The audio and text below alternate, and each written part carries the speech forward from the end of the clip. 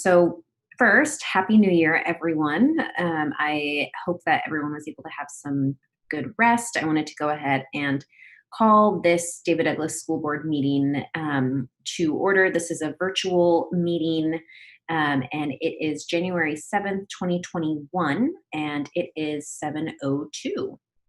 As always, we are going to kick it off with a Native American land acknowledgement.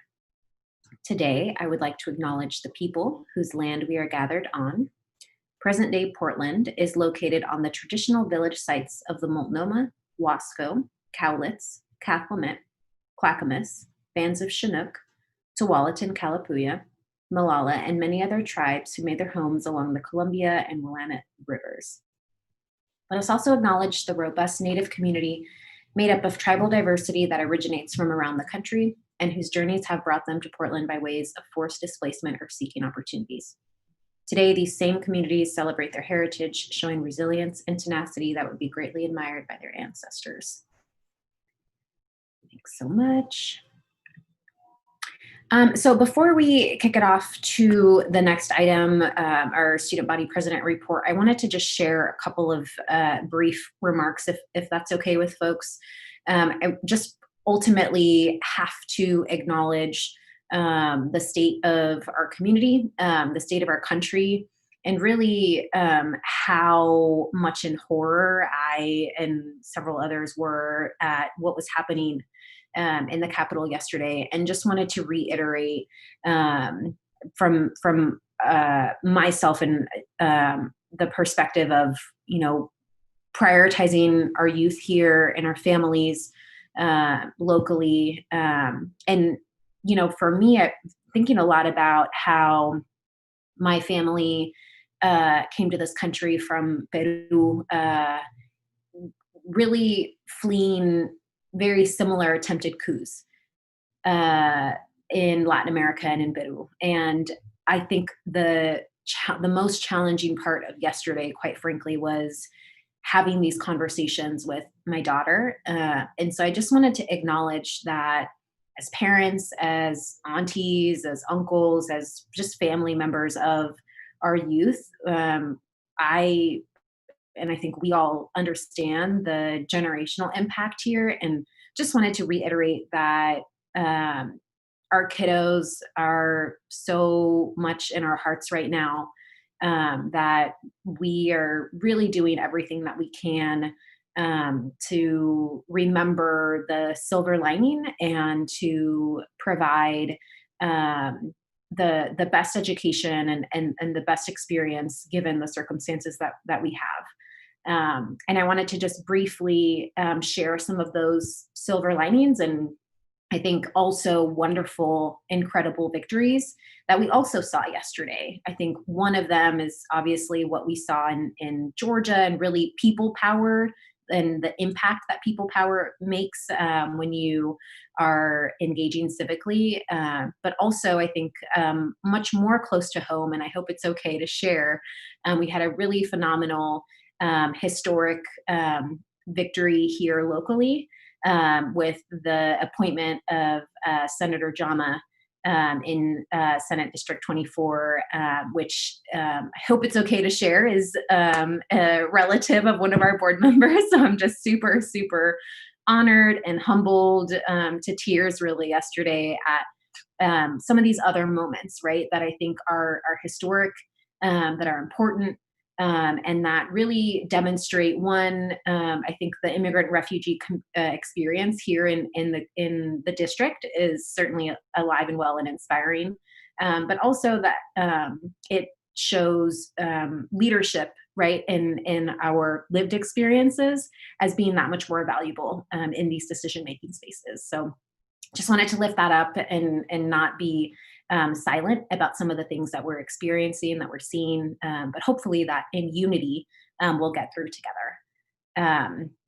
So I know Ken's going to say a couple of things later too, but just wanted to put that out there. And a couple of other things before I kick it over. I already hinted at this, but we do have a longer agenda today. We have, just ongoing difficult decisions and tough conversations. So please take care of yourselves. We do have a break scheduled within the meeting, but if you need to, do some self-care, that is completely okay. And I will likely also be getting my child to bed as well. So anyways, that being said, I'm going to go ahead and kick it off as always, which is one of my favorite parts of our meetings, to hear from our student leaders. So today we have a student body president report from Christina Bowman. So go ahead when you are ready. Thank you again for sharing that. I definitely feel like that is something very important that needs to be discussed. But yeah, I hope that all of you are doing very well. I hope your break was, enjoyable and you got some, relaxation and some me time to just kind of take care of yourselves. But yeah, so with that being said, coming back from break, we don't really have a whole lot going on since, we did just get back from that. But before we left, we did have a spirit week that went pretty well. We got a bunch of pictures sent in from both students and staff, and if you haven't been able to see those yet, I would definitely check them out on our official Instagram page. It is at official DDHS, and I will comment that down in the little chat after I'm done with all of this. But yeah, so there's that.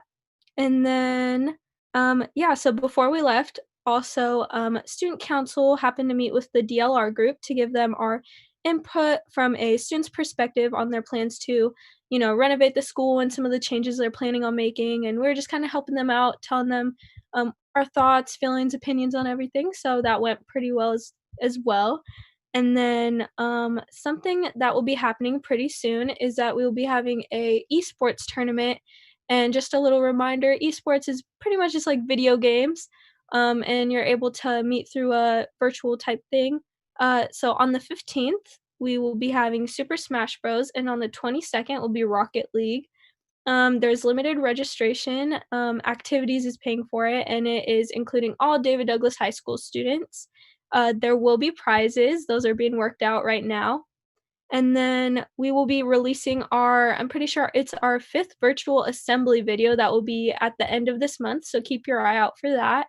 And then lastly, something very important that I want to share is a few weeks ago, we sent out a survey gathering data on students on returning back to activities and sports. Approximately 300 responded, and a lot underclassmen, there was a smaller amount of responses, but it was still pretty like spread out. This went to sorry, I can't talk right now. Activities like choir, not just sports. And it included questions such as, would you be able to participate? Do you live with someone high risk? What would your transportation look like? As well as a spot for them to add additional comments.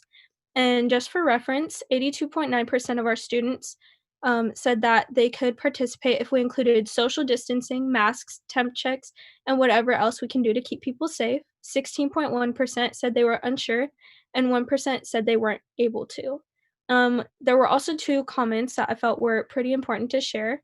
The first one saying, I believe all our districts in the state can make activities and sports happen. I believe students and coaches are willing to wear masks and follow rules if it allows everyone to have our sports and activities happen again. As a senior and someone who missed all my junior season sports due to injury, I'd really enjoy senior season, even if it meant hard restrictions, because I loved my sports that much to the point where I'm willing to do harder things such as wearing a mask while playing and limit my time outside with outside places, all if it means I can have a season in any of my three sports. I understand 100% that this pandemic is not a joke and shouldn't be taken as a joke. We should be doing everything we can to stop the spread, but if we can get at least one normal thing in this time, I know it would mean a lot to me and the rest of the other athletes and students out there. And then the second comment that I wanted to share really quick says, it is important to realize that athletes are able to go out to play sports for clubs and or rent private gyms.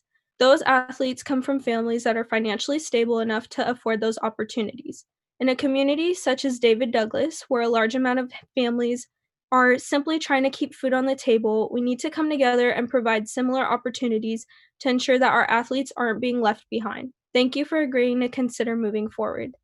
I know that having sports return would have a positive impact on our students and helping not just their physical, but also mental health and motivating them to do a lot better in school. And being a student athlete myself, as well as a senior, I know that it would help include just a little bit of normalcy to our school year. And, it's something that a lot of us would really appreciate, being able to experience a last season for a lot of us. And I just wanted to say thank you so much for listening and considering moving forward with all of this because it really does mean a lot. Thanks so much, Christina. We really appreciate your remarks and, again, your just overall participation in our meetings. So thank you for that. As you are well aware, we do have this on our agenda for later on. So we encourage you to stay on if you are able and welcome your voice in that and the other items. If not, also want to acknowledge the busy life of a high schooler. And if you have other obligations and homework, we completely understand too. Moving along, we do have quite a few folks who have signed up for testimony for public comment portion of the agenda. So I will go ahead and ask that we have the following folks moved over. And I will likely call them to testify in this order. Testimony is going to be limited to 3 minutes. Usually in person, I would have a device there that would show you different lights to track time. Since we are not in person right now, I'm just going to have to use my phone.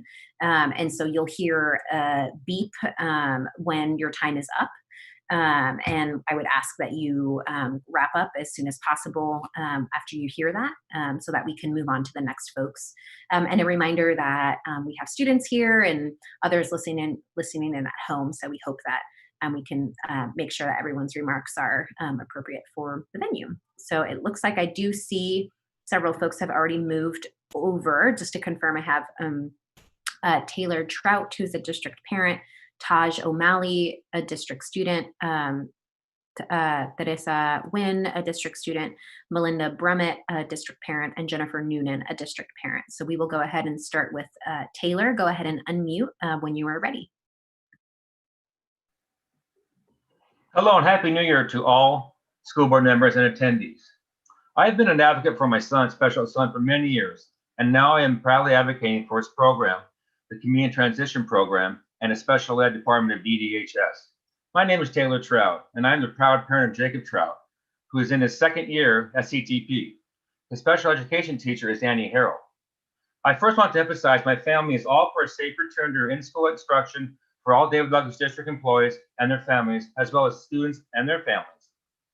Every day I see the negative impact that closing schools to in-person instruction has had on learning, child well-being, and family mental health, as it has had on our son, who cannot attend CDL through CTP, as it causes his anxiety to escalate, sometimes to a meltdown level. Jacob has many other special education needs in person, tailored support for learning, development, and overall child and adult well-being. When routines are changed or disrupted, it can be extremely difficult for special education students to adjust to the new so-called normal. Parents have to wear multiple hats. We're the instructor, the recess attendant, the custodian, the school cook, the school nurse, counselor. Oh no, yeah, we're parenting too. This can be extremely difficult when parents who don't speak English as they struggle to help their son or daughter. We need to reverse the catastrophic choice to keep kids at home by ensuring the health and safety of our teachers for in-person education. The best way to do that is prioritize teachers and school employees for the COVID-19 vaccine. The Oregon Health Authority counts teachers as essential workers who will receive the vaccine after healthcare workers, long-term care residents, and others are completed by mid to late February, but before the general population. So could a stagger start to in-person learning start with after spring break, after David Douglas School District employees have been vaccinated and the health and safety protocols have been set in place? Come on, school board, ask parents what they need. They're COVID-19 risk and get creative to meet their needs. Students such as my son are lonely, gaining weight, and refusing to log on. They're depressed as this carries on for the entire day for my son as he's less motivated to learn, and parents as myself are burning out. Teachers have always been frontline workers to provide shelter, safety, food, education, and support to children and adults in CTP who come into school with needs that go way beyond educational instruction. But distance learning cannot replace non-academic supports and critical student-teacher relationships within the classroom. Social isolation from peers is hurting child, typical, and special education development, self-esteem, and academic achievement as it has for my son. Teachers should be protected with infused schools with funding for personal and protective equipment, implementation of health protocols, more hiring support staff, and hazard pay for in-person instruction. It was good to see on the last DD Welcome Back update that special education and younger students will be back in schools first. I'm hoping that this is a priority, as you stated in the letter. CTP is a hands-on learning, life and job skills training, which makes it difficult to learn on CDL as it is for my son. We are approaching 9 months of in-person learning lost, an entire school year. That being said, and other parents agree, at least give another year back to the special ed students, a do-over or makeup, so to speak. Continuing CDL is ignoring the facts. Children and special ed students are suffering. They need to go back to school. One will be like other school districts, be willing to prioritize students. It's not a matter of how, but whether the David Douglas School District is willing. We owe it to our students as my son, not to be another lost casualty of COVID-19. I appreciate your time in regards to this matter. Thank you. Thanks, Taylor. The next person that we had on our list was Taj O'Malley, and this is a district student. So feel free to unmute and share when you're able. All right. Hello, can you guys hear me? Yes, we can hear you. Awesome. Hello, everyone. First of all, would like to thank the school board for allowing me to come and testify. I think it's a really great thing that I and other students can do. My name is Taj O'Malley. I'm a junior and a student athlete at David Douglas High School. And I would just like to start off by saying, I know I'm correct in assuming that the school board of the David Douglas School District has the students of David Douglas' best interests at heart. And when I hear the school board is not letting David Douglas students practice their sports because of fears of coronavirus spreading, I completely understand the school board's line of reasoning. So while I, as a student of David Douglas High School, understand you, the board, valuing the health of the student and its family more than the students want to practice its sport, I hope that at the same time, you, the board, understand how important sports are to the students of David Douglas. And as a result of that understanding, look to achieve the creation of policy that allows students to practice their sports and be protected from the coronavirus. I don't think I need to go into detail about why sports are so important to students because I know you know that. I know that you know for some kids, sports is all they have. I know that you know that there are few words to describe the importance of the student-teammate relationship and the student-coach relationship. I know you know these things because that's what good school board does. They know their students, they understand their needs, and they have their best interests at heart. So, the importance of sports to student athletes, the school board should not hesitate to allow sports to take place, given said practices could be held safely. So then the question must be asked, can practices be held safely? The answer to that is yes, and that is not my own answer. Obviously, that'd be a really biased answer, but that's the answer of local school districts. Central Catholic, Barlow, Gresham, Sandy, and Clackamas have all begun practicing their sports with restrictions in place to prevent coronavirus from spreading. Barlow, Sandy, and Clackamas informed me of some of the specific measures, and they seem like they've reported that they work really well, and they work great, actually. I could totally see David Douglas using similar methods and communicating with these schools to ensure the safety of our students. And so I think it is very, very possible for a large public high school to safely practice sports in the time of the coronavirus. And there's no reason we should not, because the biggest obstacle, as I mentioned, is the threat of the coronavirus spread, an obstacle that other schools have overcome just fine with restrictions in place. So I ask you, the school board, to please allow David Douglas to practice sports in a time when being able to safely practice sports we love with our teammate and coaches is exactly what we need. Thank you so much. Thanks, Taj. I really appreciate it and agree that having students here is always a pleasure. So thank you for that. The next person that we have is Teresa Nguyen. Go ahead when you're ready, and then we'll go ahead and start the clock. Hi, my name is Teresa. I'm a freshman at David Douglas High School. Before I get started, I want to thank the board for letting me present my testimony today. The topic my testimony is built around is the cancellation of sports and how it affects a student mentally and physically. Sports was one of my only ways, and honestly the only way for me to escape from the stress and frustration of school reality. It took my mind off of like when's my homework due and just like any problems I had. And it really motivated and pushed me as far as I could to do better in life. But not only the sport itself, but also my coach and my teammates as well. Um, they helped me through everything that I had to go through, and there was no hesitation to ask them about anything. They helped me with what I had to go through. They were the ones I could always go to. They were basically my family. And now that I don't have that support system, I don't have anything to help me cope with that stress. And it's really forced me to lean on everything else that I didn't expect to lean on when I needed help. And with that being said, without the motivation, I went from a straight A student to a BC average, and that doesn't really look good for as a first impression for my teachers. Um, and it's just things like that where it made me lose hope in myself. I really didn't believe that I could make it through like the first quarter, honestly, because I thought that I couldn't make it. I thought that I was already failing. I should just give up. I should just try and pass, not even learn anything anymore. And it really hurt me and my family. Um, uh, and I understand that teachers go through the same struggles. They have kids, they have their own mental and physical things to go through. And I can't say I understand that. I can't, because they're so strong and so are you staff. Um, and I really appreciate it, everything you guys do. But with that being said, letting us students do what we love could really benefit the both of us. If you had let us do sports, we would probably have a better attitude towards school, and we'd be more open towards stuff. And I feel like that would help you guys and have a better time in school than just seeing no faces of ours at all and just our symbols. Um, and I would rather be outside working out or practicing with my friends with masks, social distancing, and everything than being stuck inside of my house for 4 hours. Some students have 7 hours of school and looking at a screen. But again, I appreciate your guys' hard work, and I get that COVID is a serious thing. It's not a joke. So I'm thankful for you guys to listen for what I say today. Thank you so much, Teresa, for that. Really appreciate your comments. We now have Melinda Bremmett. This is a district parent. Go ahead, Melinda, when you are ready. We'll go ahead and start the clock. Well, first of all, I just want to say thank you so much again, like everybody else was, that you guys are willing to hear all of our thoughts.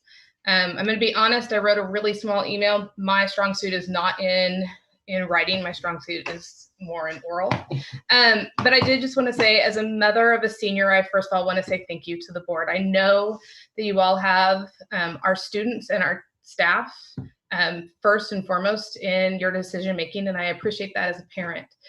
But as a mental health, a person that works in the mental health field, and two, as a parent of a senior, it's not just about the activities that sports do, but it's also some of our students. This is the way into college, and I can say that my son has lost some college opportunities that he's worked really hard for because he didn't have the first half of the year and get to experience his sport. We've already received letters and gotten information that colleges have stopped looking at schools in Oregon because other states have continued to have their sports and ours haven't. And so they've already had to make some hard decisions, and that affects students that have been working for 8-10 years to get to be able to pay for college through their sports.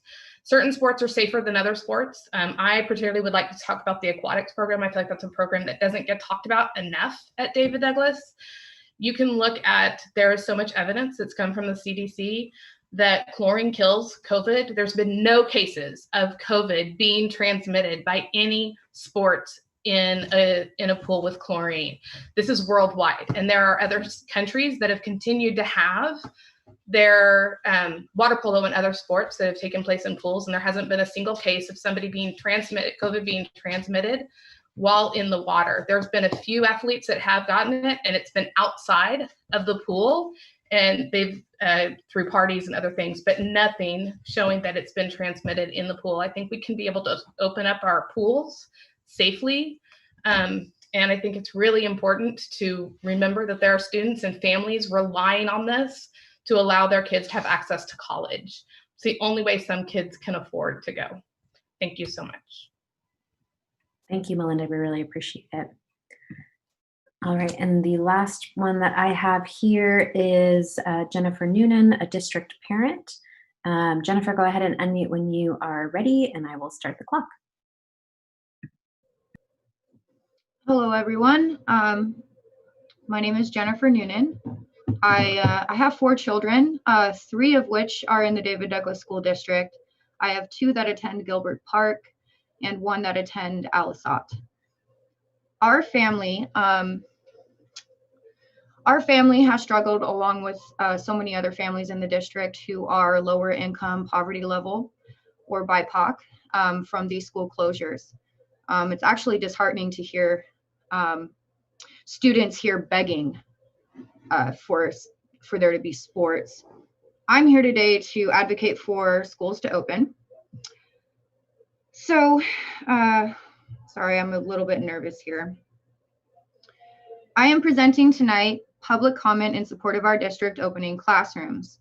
Our children have been deprived of in-class instruction for nearly a year. While the district has continued to receive funding, BIPOC and low-income families have been disproportionately harmed by school closures. The district's foster youth, for example, were once the school served as a stable place when their own short lives have not been stable, has been taken away from them. These closures have cost American children nearly 5 million years of life expectancy that's across the nation, and is on track to preventing many children and youth from gaining higher wages upon reaching adulthood. These closures impact poverty level families who must work or complete job trainings. Low-income families cannot adequately facilitate online learning from home when they must work.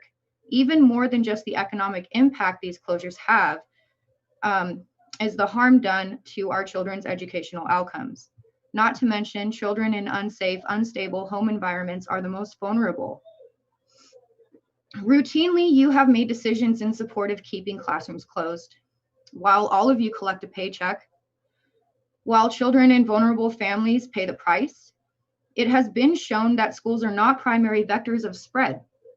And it has been shown that children and those under the age of 65, but more so children, are the least likely to present with significant complications to COVID-19. Poverty causes higher ACE scores, or adverse childhood experience. Lack of education in person also contributes to a significant number of health issues, both mental health-wise and physical health-wise. Children need in-class instruction in order to learn.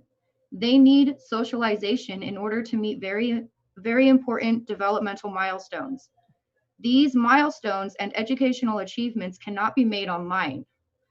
Sitting in front of a screen also brings other issues to children and youth. Other countries have prioritized their schools and have kept them open during this entire pandemic. And in other parts of the country, and even here in Oregon, many private schools have also remained open. Children from higher income families have access to funding for private school education and for pods.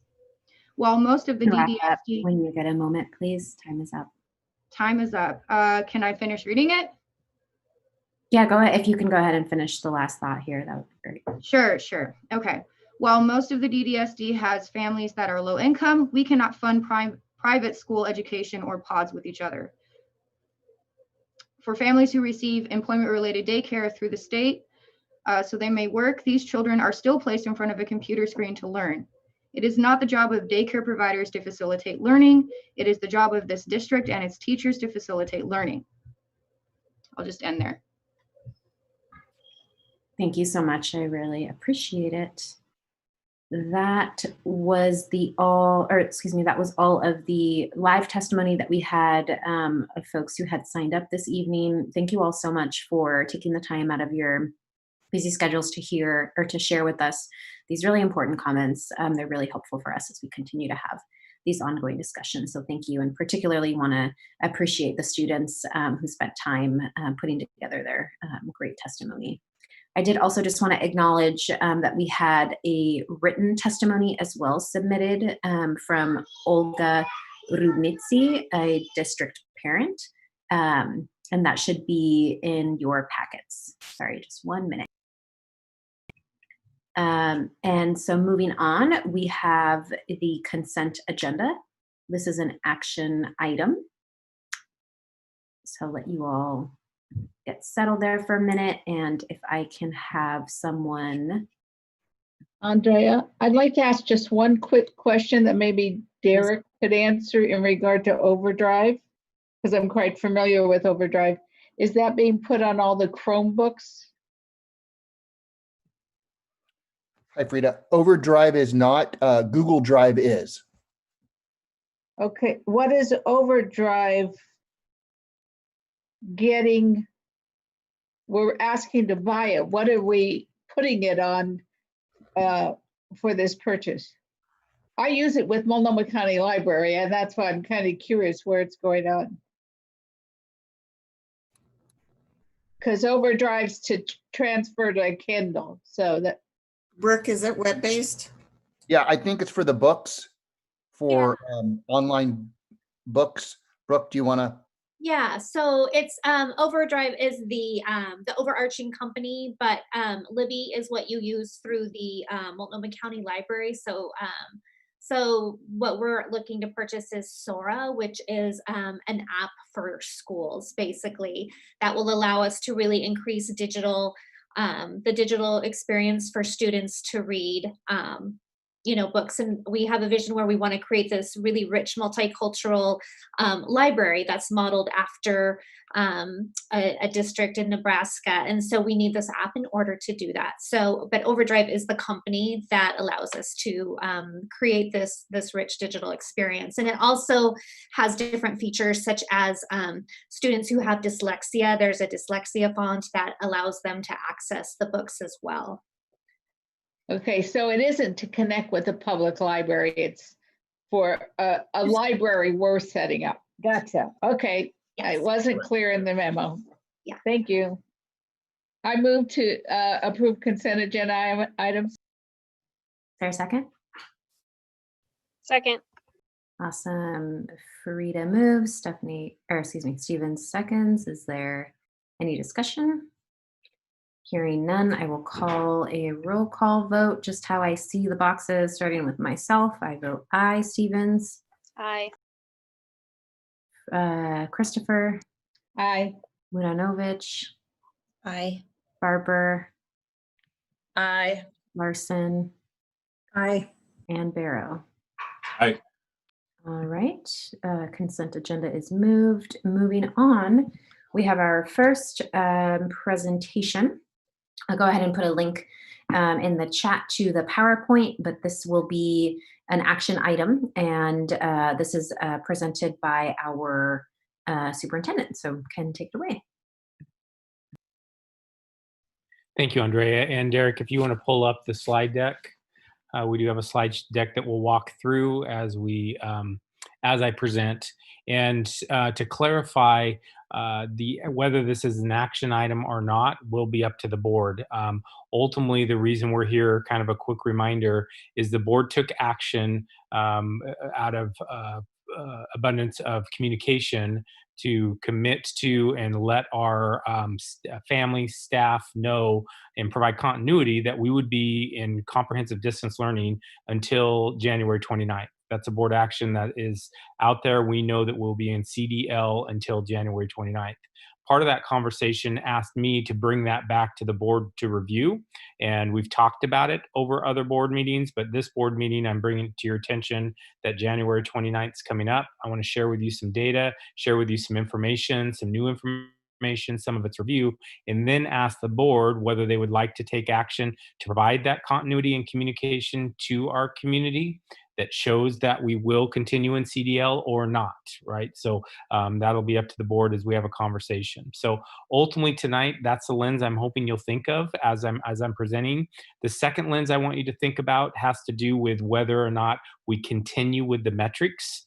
And the reason I'm asking this, and I'll share a little bit later in more detail in this presentation, is you know that the metrics is now advisory, not mandatory. And I'll explain that in detail in a minute. But the reason I'm asking that, because I'll just say that right now to start, is as a district, we are still looking at the metrics and having those provide guidance for us as we move forward. So if there's a different direction the board would like us to go, I just want to provide that opportunity to have that discussion. Again, we'll discuss all this at the end, but Derek, if you want to go to the next slide. So again, I just explained this reminder about distance learning. So the next slide, reminder on December 23rd, Governor Kate Brown announced that the health metrics are now advisory, not mandatory. what I want to share with you is some impacts of that. And I want to remind the board that the impact we've gotten and received from ODE, COSA, and other is that advisory doesn't necessarily mean optional. Advisory means exactly that they're advising us of this information, but they are providing some flexibility as a district for us to review it depending on the context of our district. So I just wanted to clarify that because there has been some confusion, I believe, where individuals think that this governor's statement was that it's just optional. And I don't think that's the intent based on some of the guidance that we've received. So next slide, Derek. So I know you can't read this. You do not need to read this. I just showed it for a graphic and a visual to remind you that we are in a 4-tiered system: low risk, moderate risk, high risk, and extreme risk. The reason I'm showing this to you is because this is what the system's developed, and this is what basically Governor Brown has communicated to us as advisory. I want to remind the board that the very top row there that goes white, green, yellow, orange, red, we're on the far right in Multnomah County. We're in extreme risk based on our numbers. I'll share more detailed numbers in a little bit, but ultimately we know based on this data, based on this information and this advisory metrics that we should not be in in-person learning. With that said, that we've also received some feedback around that and what that means. And if you want to go to the next slide, Derek. So the ongoing questions, next slide. So one of the things that happened immediately after our governor made that announcement on the 23rd, we reached out to the county, Multnomah County Health Department, to ask them specifically, what does this mean? Are we allowed to go back to school? Can we be exploring this now? And the reason we asked that is because prior to December 23rd, in fact, about 2 weeks before, Multnomah County communicated to us that we should not be exploring any kind of in-person learning, that based on the metrics, based on the spike in the county, that we were not to have students in class or at school or in person. In fact, they even told us we should not even be looking at limited in-person instruction. With that said, we reached out to him. Okay, the governor's made this statement, provided a new advisory. Based on that, our county numbers, is it still a no person instruction, no in-person? What should we be considering? And the county came back to us in quotes you can see, and again, I kind of pieced together, but ultimately they said yes, that is still their recommendation. And they also said that ultimately they're organizing their communicable disease team, CD team, to best support schools. So they really aren't up and running to provide us the support to open yet, is what they've communicated. And they've asked us to pause. They've asked us to kind of slowly go into this, measured approach, and just make sure that we know what we're doing. Now, what they did communicate as well is that based on the governor's new statements and interpretation, that it is a recommendation. It used to be the county told us, no, you can't open, right? Up until December 23rd, we couldn't open if we wanted to based on the metrics. Now it is advisory, but the county's recommending that at this point, wait, let us get everything in place. Next slide, please, Derek. So this one I wanted to share because this is quite the curveball and quite the change. I sent an email to you. You probably already received it from OSBA. I see, Derek, you're trying to make it a little bit bigger, but ultimately, long story short, that originally when we were talking about the possibility of reopening it sometime this year, one of the major hurdles we talked about was liability insurance. One of the major hurdles we talked about was that COVID-19 insurance did not exist, that insurance would not basically cover any kind of issues or liability around COVID. Our legislature held a special session. In that special session, House Bill 4402, basically they did provide liability insurance. That liability insurance, though, was dependent on us complying with all of the metrics, complying with all the requirements through the health department, through OHA in our county. So really, it basically said, okay, you will be covered as long as you comply with all these requirements. As you know now, based on the memo, what they're telling us as well, the unintended consequences of what the governor did basically put us in a place that if you do look at the advice, look at the advisory and choose not to follow it and choose to come back to school, you will not be covered if there's an issue around liability with COVID. That's the latest findings. They're working on that. They're hoping to find a fix to that, a workaround, a change. But right now, the legal findings that's been shared to us from OSBA is that if we were to make allowances and say, we're not going to worry about that advisory, we need to get our kids back for whatever reason, we would not have insurance. So again, I felt it was important that the board understand that.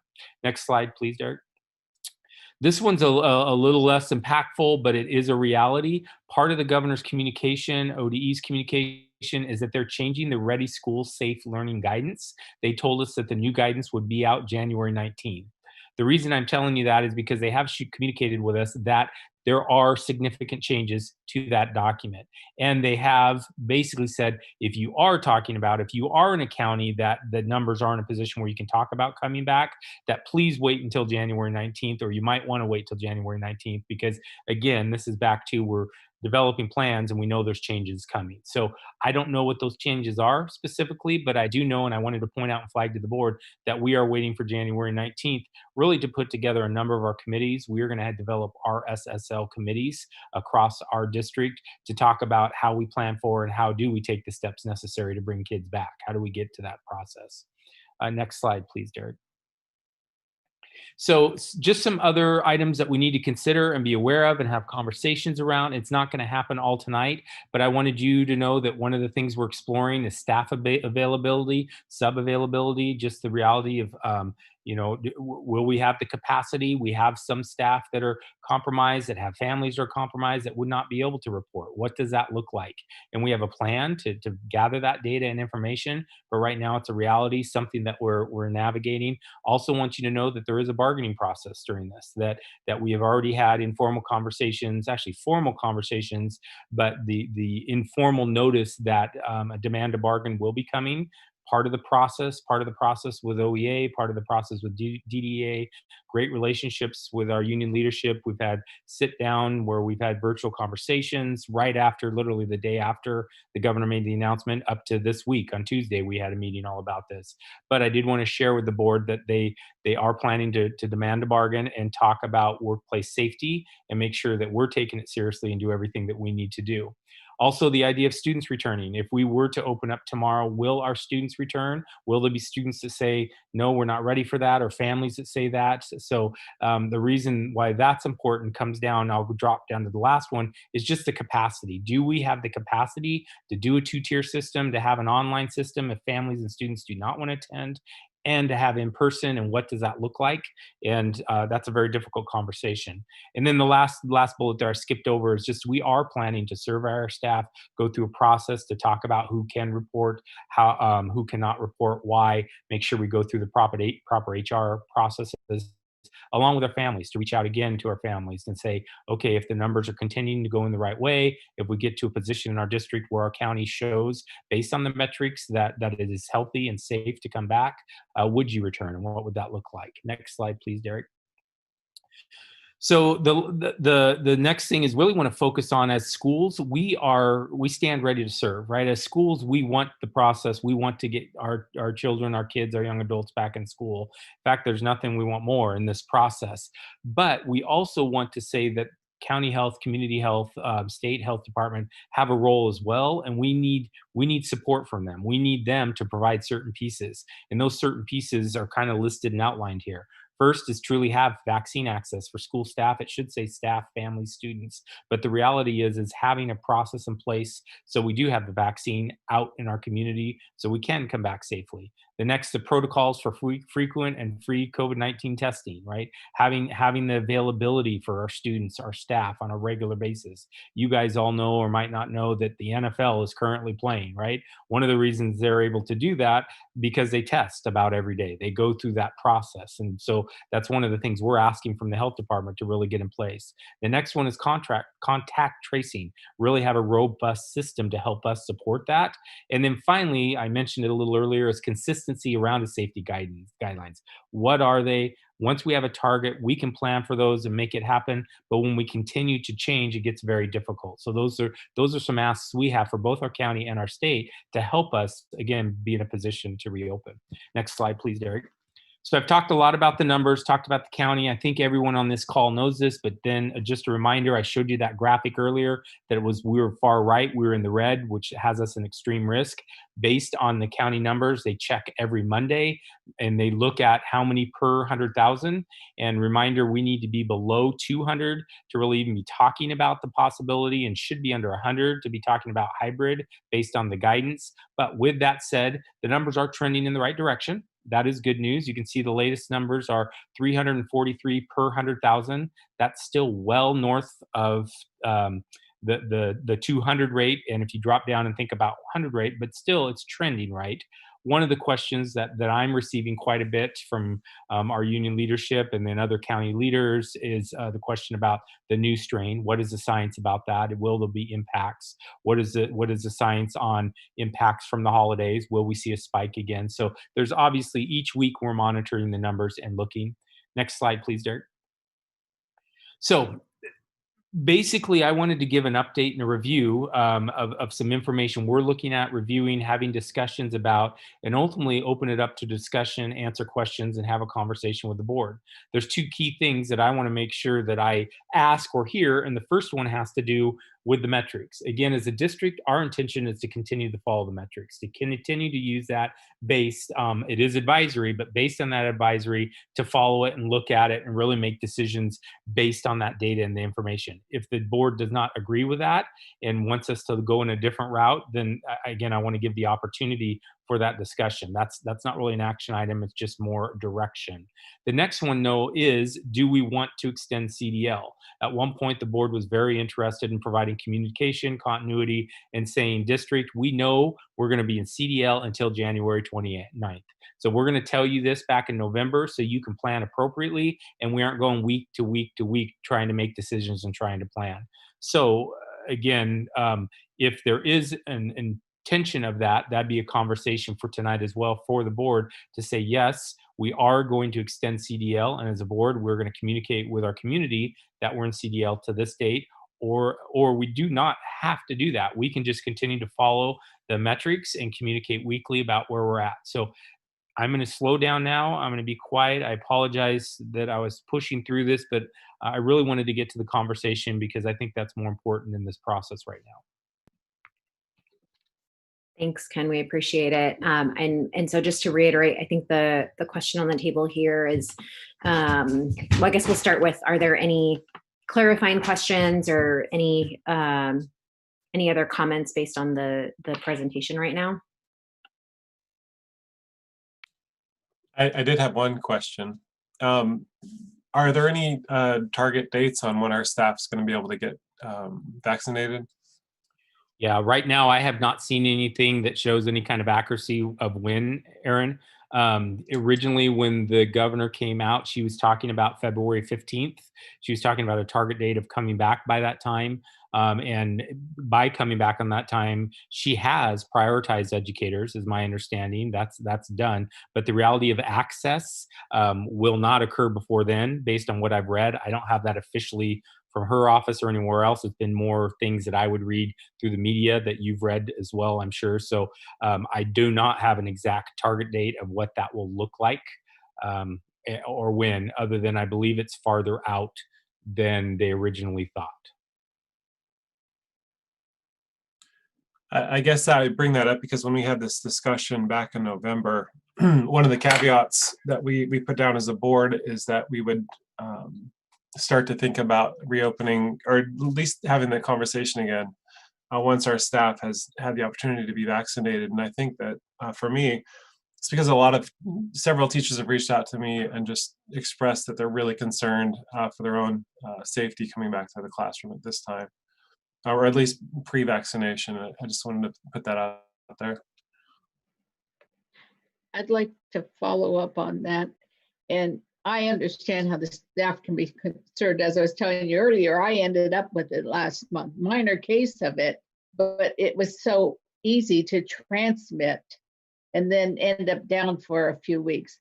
But is there a way, because we don't have a date on when we can vaccinate, that we are being proactive as a district, already reaching out through our unions and our staff on who is willing to be vaccinated? Number one, so we get some kind of idea. And then also following up with the county about working proactively on getting something set up so when they do have the vaccines, maybe it can be done right there at the health clinic at the high school and we can run our staff through, that kind of thing. So I think if we could be more, instead of waiting to hear, through OD or whatever, OHA, is try to be proactive with on what we can be proactive on, to try and push that along so that we aren't scrambling now that vaccines are available to organize, to kind of pre-organize to have it done. Just my thoughts on that. Yeah, I absolutely agree, Frida, and thank you. And I do want to clarify that we have been reaching out to our county asking for guidance. Again, the latest is they're putting together the communicable disease plan. Also been reaching out and have meetings with our superintendents locally, regionally, to basically advocate for where we're at. That was that last slide I showed, those 4 bullet points. You know, how do we prioritize and get the vaccine out? How do we make that happen? What does it look like? I don't know still, Frida, if we can even do it in our health clinic, but wherever we can do it, however we do it, you know, to mobilize as a community and make that happen. At this point, I just have not received any answers about when that will be. Very vague. Again, at one point it was going to happen by mid-February, and the latest information I've read is we're quite a ways away from that. I do not want to put her on the spot, but I will. Christine happens to work in the medical field, so I don't know if she knows anything more or not. And if you don't, I absolutely understand, Christine. Well, my understanding is that the county health department has actually not been able to get their own staff vaccinated in a timely fashion. So there's that one. I do know that local area hospitals are really scrambling to try and get their staff vaccinated, and that OHSU has a real push for staff members who have been vaccinated to volunteer to help with vaccinations. That we have created a system of drive-in vaccinations for other healthcare workers in the area that don't have the minus 94-degree freezers on hand that you need to have to store the Pfizer vaccine. Yeah, it's, I think there's a really big push right now to get the healthcare workers done. And then that's phase 1A. Phase 1B is where the teachers are. And I would think that it probably will be late January, early February before they get to the 1B personnel. And that includes teachers, firefighters, paramedics. I mean, there's a large group of people in there. It's not just teachers. So it would be, I would advocate with OHSU. I mean, I can contact somebody at OHSU to see if they can help us because they seem to want to volunteer and services. And so, maybe we could get staff from there to help administer the vaccinations. So I can check on that. But yeah, it's actually, the process has been a much slower process than what anybody anticipated. And I think the governor's even kind of like tried to push that along and get people to ramp up the vaccination schedule. So yeah, it's definitely, I think, a longer, slower process than what anybody imagined. Thank you, Christine. Correct me if I'm wrong, Frida, but I think what I understood you to be saying was, I mean, understandably, we know that you don't have control over what the county is doing or any of those things, but for the things that where we do have control, having a plan in place so that if and when the vaccine becomes available, we already know what the process is going to be. If they were to approve and say, yes, you can vaccinate on campus at our health center, then how would we get our staff done? What would be the plan for bringing in our teachers and staff persons? What would be the procedure of how that would happen? That we'd already have that outlined. So if you get that go, that's not the time to, okay, now let's go figure out how we're going to do it. Is that what you were saying, Frida, or did I misunderstand? Yeah, that's what I was thinking, of being more proactive, because it sounds like from what a lot I'm hearing is the vaccine got distributed, but the plans to distribute it down and through and into the arms were not set ahead of time. So a lot of them have been, that's why the slow ramp up. But if we know we want to have our staff vaccinated, say 70% of them want to be vaccinated. If we had a plan on how we can do it, you know, whether it be at the health clinic or whether it has to be somewhere else, if we can get organized, we've got Adventists right down in our district, you know. They're supposed to do some community service. So they've got a nurses school right there down on, Market, you know, those kind of things. If we can tap into some of this stuff and just have a plan ready so that they say, okay, we can get vaccines, the county can get vaccines for teachers, we might be ahead of the others because we already have the plan in place and we can get it done a little faster. That's what I was thinking of. I also had a question with just, and maybe I misunderstood you, but it sounded like, Ken, you said when you were talking about if we were going to do a hybrid reopening, that then we'd have to come up with how to do that. But I thought that had already been planned out back last summer when we thought there was going to be a hybrid opening in the fall. Did something change that plan was thrown out, or did I misunderstand? No, you did not misunderstand. We did go through the process to complete our blueprints for ODE and the county. We had to submit them to both around a hybrid open, and we were going down that road, but they stalled. So we didn't, quote unquote, finish that. We did submit them, but we submitted them with only the very entry level information. Basically what they said is stop working on your plans. School's closed, you cannot come to school, right? I mean, that was a state order, and just submit what you have up to this level. So we do have a certain, about 3 sections completed that have been submitted that are basically at the county level and ODE. But now for really bringing students back, sitting down, we need to dust those off, those sections, which have changed, by the way. Our guidance has changed. So we'll have to go through those in detail along the way, but then also complete the other 6 sections or so, or wherever we're at. And those sections include staff input, right? That's where our intention and vision is to put together RSS committees and basically have an opportunity to ensure that we have voices at the table to navigate this process, which it will take time. It will take some time. We're planning to start those within the next week. But as I said, we're also slowly, and the slowly reason has to do with, again, January 19th, a brand new guidance is coming out, which they shared is going to have significant changes. I don't know exactly what that means, but they did say there's significant changes coming. So, you know, ease into this with a measured approach is kind of the idea and the direction they're going. And I have a question. I'm not a public health expert, but as far as I can tell, first off, there's 2 vaccines. There's a first one and a second one. We also have a second strain that's showing up in multiple states. And also when we get vaccinated, we need to get to a certain threshold of the population getting that vaccination in order to create herd immunity. Is that correct? So there's a lot of those factors also. It's not that I would get a vaccine today and as of tomorrow, I am A-okay and good to go. There's a long process. That is my understanding as well, Sahar. Yes, 2 different companies, 2 different vaccines. The vaccines have 2 different cycles. You don't just get 1 shot. I think, is it both of them have 2 shots or only one of them? Yes. But then, yes, that 70% threshold they're talking about as well.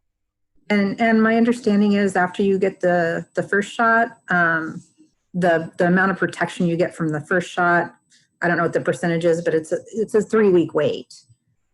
So there are people that get the COVID shot and still get exposed to COVID in the population and get it. The Pfizer vaccine requires a 3-week period between shots, and the Moderna one needs 4 weeks. In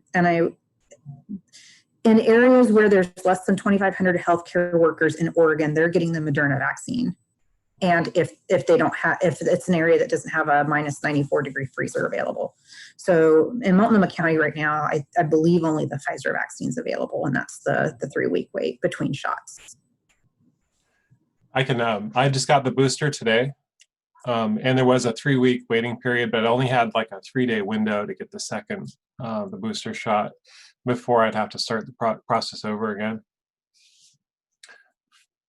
I can say too, as a PSA though, that large swath of the Veterans Hospital has been vaccinated now, including a lot of our elderly veterans who are living in the community living center without any major complications. So it's really exciting. You know, there have been some rumors floating around about complications, but our director has been pretty clear that nothing's come up so far. It's been a fairly painless process. So I'm glad to report that.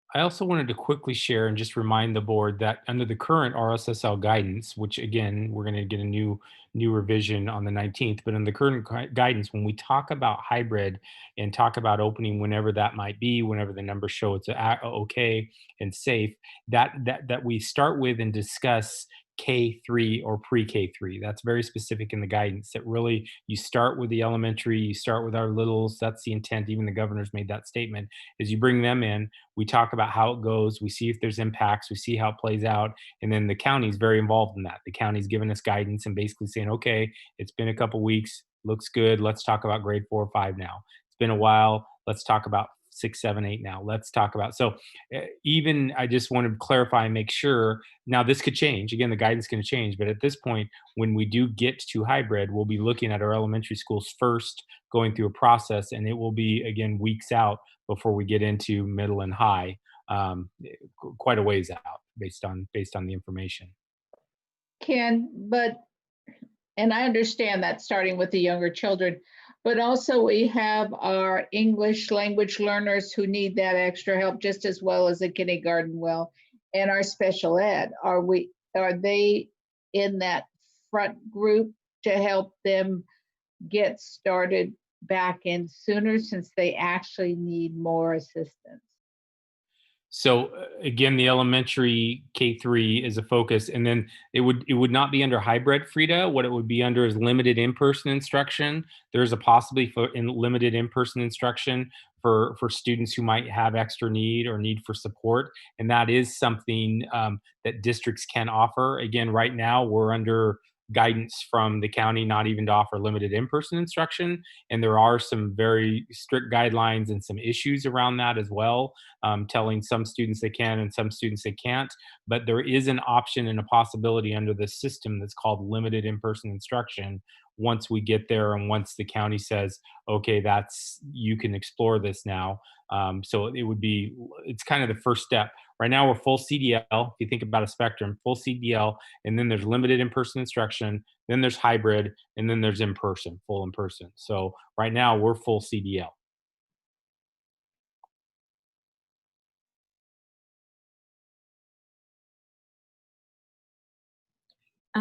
I have a question about any potential subsequent vaccines. Maybe Christine, you're the best person, I guess, for that. But just, I think one piece of information that, frankly, I wasn't aware of until the vaccine came out was that it was not available for folks 16 and or younger than 16. And so just curious about children and our students, particularly as we're looking at,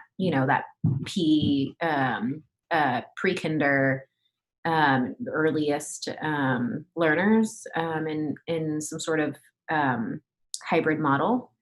So just curious if others have heard the status there. I think that most of that is due to the fact that since there's such a rush to get the vaccines developed and out, the clinical trials, the length of clinical trials were shortened. And so they generally do clinical trials if it's a kind of a general population type of vaccine with adults first. And then when they see that it's not causing problems, so not too many health issues arose from getting the vaccine, then they move on to children. And so I think the reason why we're seeing this, not under 16 business is because all those trials were cut short, and they, all these vaccines are under emergency use authorization. These all didn't go through the normal testing process that it normally goes through. So my guess is, from what I've heard so far, kids wouldn't be immunized right away. um, everybody that gets the vaccine now is going to kind of sort of be in one big clinical trial. And after they find out that it's safe in adults, they will move on to children, but it's not going to be right away. So that's my understanding of what's happening. One thing also just to keep in mind is that there may be interest in the new Congress and with the new president in COVID relief that includes speeding this up. The conditions could change in support for schools, support for teachers. Like that's definitely something that may be down the pike. So we ought to keep in mind, just because this is where we are right now, doesn't mean this is where we're going to be like in March. So I think I'm feeling a little bit more hopeful, I guess. I don't know if everybody saw, but Betsy DeVos did resign. So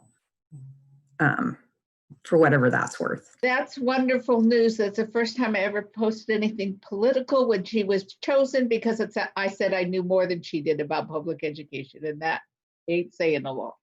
But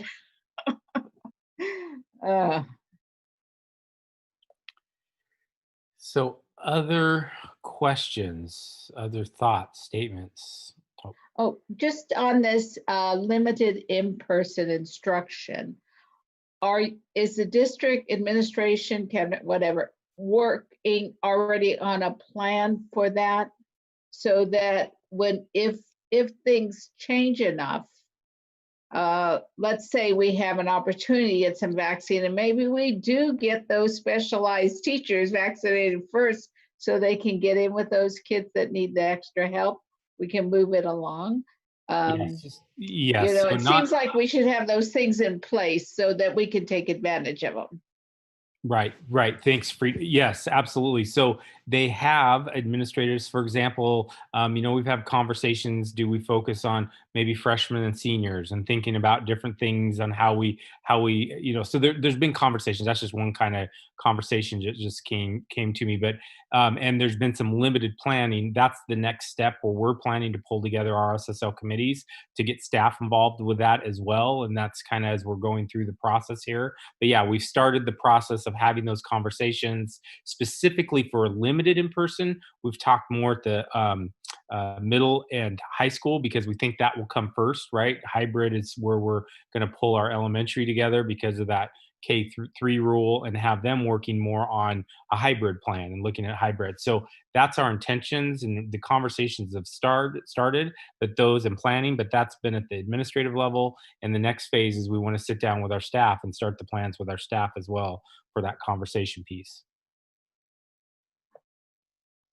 One more question, because I have a grandson who's over in Baker City, and they go to school one day a week, and actually in-person instruction, but you don't have to go. So his teachers have kids in class, and he's teaching online at the same time.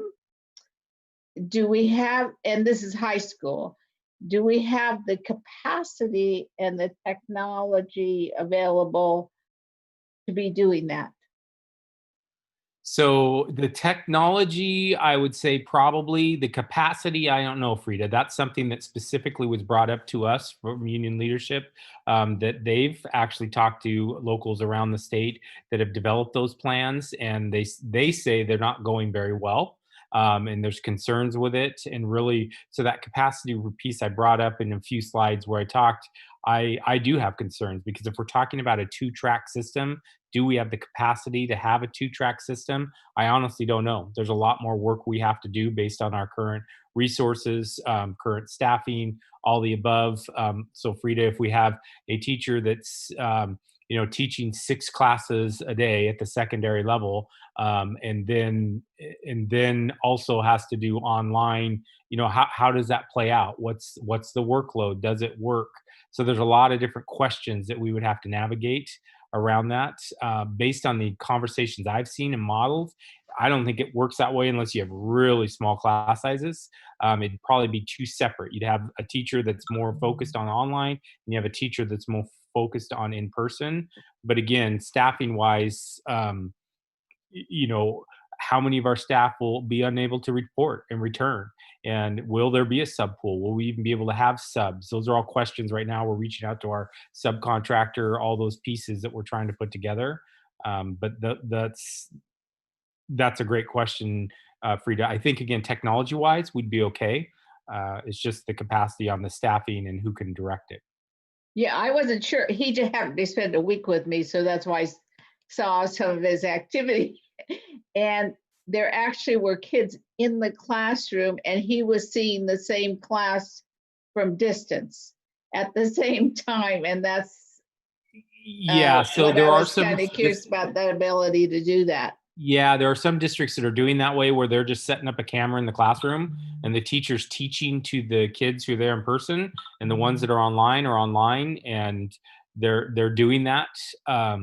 Again, I've heard mixed reviews. I don't know that anyone's got this all figured out, so I don't want to be critical, but I've definitely heard of models like that where a teacher stands up, delivers their lesson. There's 10 kids in front of them, and then there's however many are online, and so that's less of a separate. They're doing one lesson, they're doing one Right. activity. It's just some are watching it through a camera.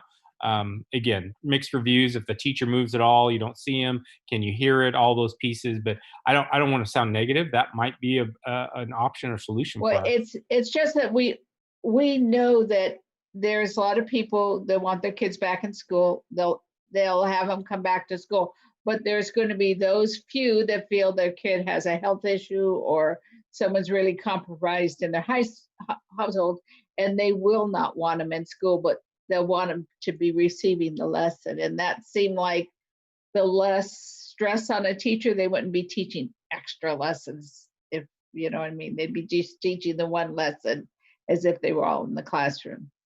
So just wondering. Well, it sounds like that there, I'm sorry, go ahead. Stephanie had asked me to talk a little bit about special education and limited in-person instruction. So with limited in-person instruction, what we know is that we can't target specific groups necessarily. What it's meant to do is to provide extra, sort of almost like supplemental services to comprehensive distance learning for students who might need that. So what we're talking about is what kind of data would we need to pull to capture the students that are most in need, basically, that their needs are not totally being met in comprehensive distance learning. So that's kind of the way we look at that. So it wouldn't be exclusively just targeting special education students or English language learners or any other category of students, but we know that we can pull certain data and see which students are most at risk in our current comprehensive distance learning model. And so the other thing is just to know that there's a lot of limits around that. It's in addition to comprehensive distance learning. It's not a substitute for that. Certainly, we know that some of our students with disabilities are struggling a lot in comprehensive distance learning. Some are doing actually really well and thriving in comprehensive distance learning, depending upon what their needs are and how, some students have not done well with the social dynamics of a big school. And so some students are doing really well in more of a virtual model. So, but we would be prepared to bring back students when we're ready to do LIPI in that regard, as far as special education services and providing those supplemental services in addition to comprehensive distance learning. Does that answer your question, Stephanie? Yeah, thank you. Yeah, I mean, I get it that you sort of have to stratify and figure out, who needs what. I think there's some students that may not even show up there. Like I have a kid with a 504, not an IEP, who isn't listed in special ed at all, but has severe anxiety issues, which is why she doesn't eat and why she has a feeding tube. And so like the severe anxiety has been amped up to an unbelievable level in distance learning. But, I'm sure there are stories like that wouldn't be captured in the data it's hard on all of us. I mean, I think from the testimony we heard from parents today and letters we've received, I think I speak for everyone who has kiddos in the district when I say it's impacting every single one of us, whether you have a kid on that spectrum of special needs or not. Yeah. So I think bringing us back to the item, again, as Ken said, this is an action item if you would like. I think the goal here is to make sure that we're getting our questions answered. I think the testimony was really timely, and to determine if and for how long we would want to extend comprehensive distance learning, given all of these scenarios, right? I think the challenges that Stephanie and others mentioned and in distance learning and you know, the health and safety concerns, obviously, of reopening or even hybrid. So I think with that, I guess, if there are no other questions, I'd be willing to entertain any motions for potential action. Stephanie? I mean, we've always been trying to balance, you know, this keeping folks informed and making decisions in advance so that our families and educators can plan. And based on what I've heard, the questions that are open, the fact that we don't know anything new until the 19th, the cases, everything that's happening and the liability issues. I mean, just the number of things outlined, Ken, which I think answered a lot of my questions. Even if we were to get vaccines and how long it would take to get the educators vaccinated and then the 3-week wait. I would like to move that we extend through spring break. Is there a second? Seconded. All right, so Stephanie moves to extend comprehensive distance learning through spring break. Sahar seconds. Ken, the recommendation from you in cabinet is it to extend through spring break and to clarify, is that kind of through the end of it? Or do you all have any recommendations or priorities there?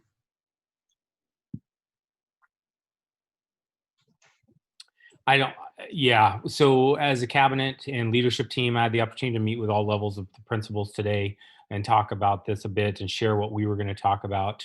And again, very difficult. Where I'm at with it is I believe our board, you all came out with board action early in November all the way to January. And at that time, that just seems so far away.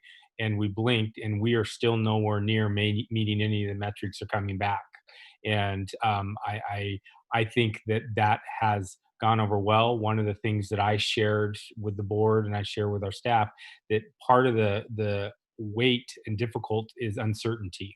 And that any kind of certainty we can provide and help and support, I think is beneficial. Now, with that said, that does not take into account what Stephanie just said, that we have so many students and families that just want to get back. So there's a balance there, but based on that understanding that it's, providing continuity, communication, consistency, I think is a priority and I think smart. So now the question is the date and the recommendation. To be quite honest, when Stephanie talks about spring break, I think there's really only two options.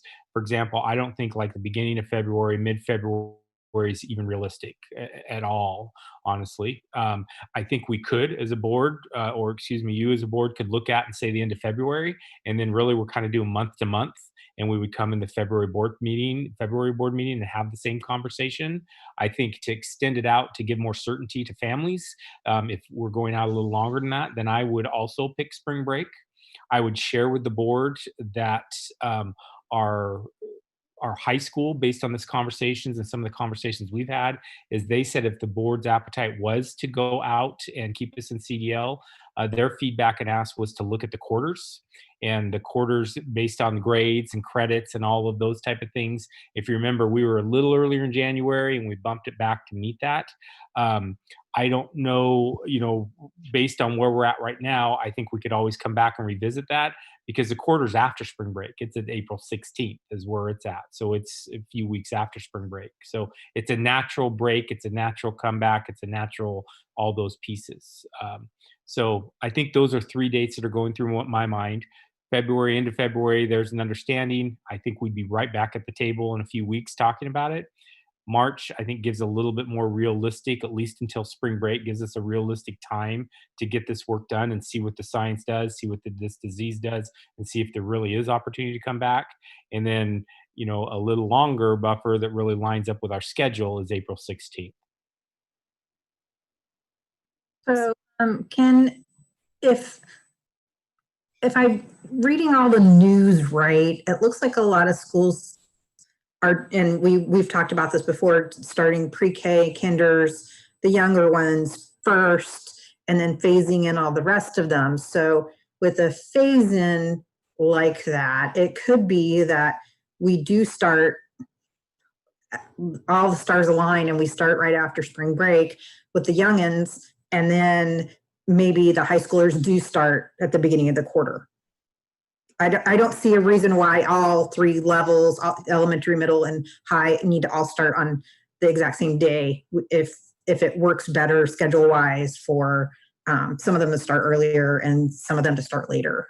Yeah, Christine, you're absolutely correct. And in fact, we even brought that up. We brought that up, that understood the request, the date, the conversation. But the reality is that if we do keep in CDL until spring break, and then there is spring break, I mean, that's a break that's in our calendar. It's a contract. And then when we come back after spring break, we're actually phasing in hybrid for K3 based on the current guidance. It would be weeks before high school was ever back. So you're absolutely right. By the nature of it, it might happen that way anyway, and that could play out that way. What could change is, the guidance that comes out the 19th, they could erase that kind of focus on the elementary and say everyone's coming back hybrid. And I'm not saying that because I have any indication of that. I have no idea that that's going to occur. Again, I believe the governor has been very clear in her communication that her focus is on the elementary. Her focus is on K3, getting it when we have vaccines, everything's safe, getting them back. So most of the things you've read, middle school and high school are down the road even farther. I think I'm troubled by something in this whole thing. I'm thinking back to at the beginning of the school year, and maybe even towards the end of last summer, there was the thought of the possibility of doing something new and better than what we had before, that there was purpose in what we have been going through, and maybe we create something that is better than what we had. And I'm feeling like tonight that it's like we're now more so leaning towards, we're waiting for the perfect set of things to come into place so that we can go back to what we had before. And I really want to caution against making that our big goal of just getting back to life as usual, that there are things that we can do better than what we were doing before. And one of them may be that there is some permanency to the hybrid choice. Listening to even what Mary just said, that there are some students who are thriving with the option of distance learning, and there are other students who are really struggling. And based on what Frida said, like, there's a possibility of having a teaching model where one teacher is teaching to a classroom that includes some physically present and some on a camera, but that we think about those things and not just revert back to, well, we're trying to get everything perfectly so we can go back to where we were. I don't think that that's necessarily the best thing for everybody, and just to be open to that. And the other thing is that I think perhaps we need to be thinking about developing our own metrics. Like we're saying, the state has metrics for these are the things that must be met in order to reopen, that perhaps the district needs to have metrics of these are the things, if it comes down to, so now it's advisory, these are the things that will be in place for us to decide to reopen. And then we're not like every time that we come back together to talk about it again, just in the same, well, what do we do? What did the state say? But here are these things that we decided, whether that is saying, okay, our staff has to be vaccinated. We have to have a concrete plan for hybrid. We need to have a metric for, and if it gets to this point of reinfection or whatever, then we will close again. That there's a minimum number of teachers who've agreed and staff that have agreed to return if they're given that choice. Like whatever those metrics, if we meet A, B, C, D, then we will agree to reopen. And it could be, and we're meeting the guidelines, the recommendations of the county health department. But I think rather than making us just, responsive, that we decide these are the things that we think are most important to ensuring the safety and well-being of our families and our teachers and our staff.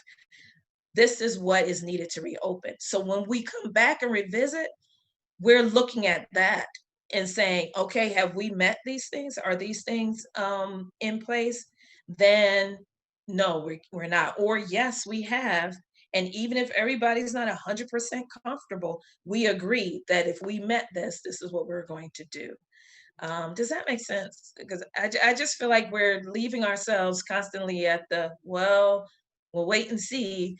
But what will be different when we meet and talk again in February or in March? Or, the state changes their mind every other week.